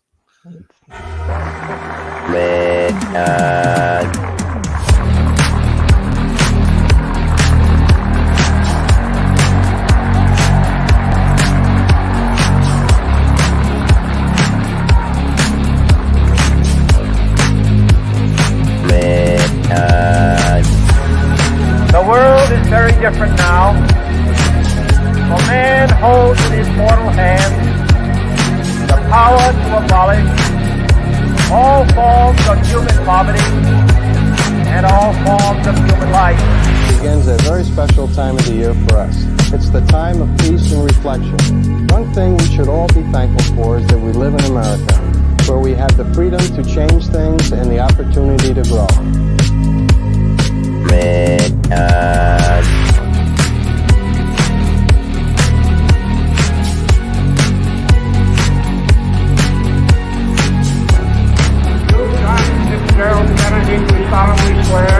I, John Fitzgerald Kennedy, do solemnly swear that you will faithfully execute the office of President of the United States. That I will faithfully execute the office of President of the United States. And will, to the best of your ability,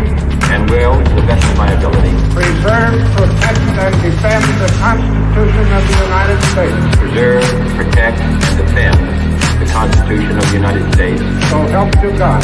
So help me God.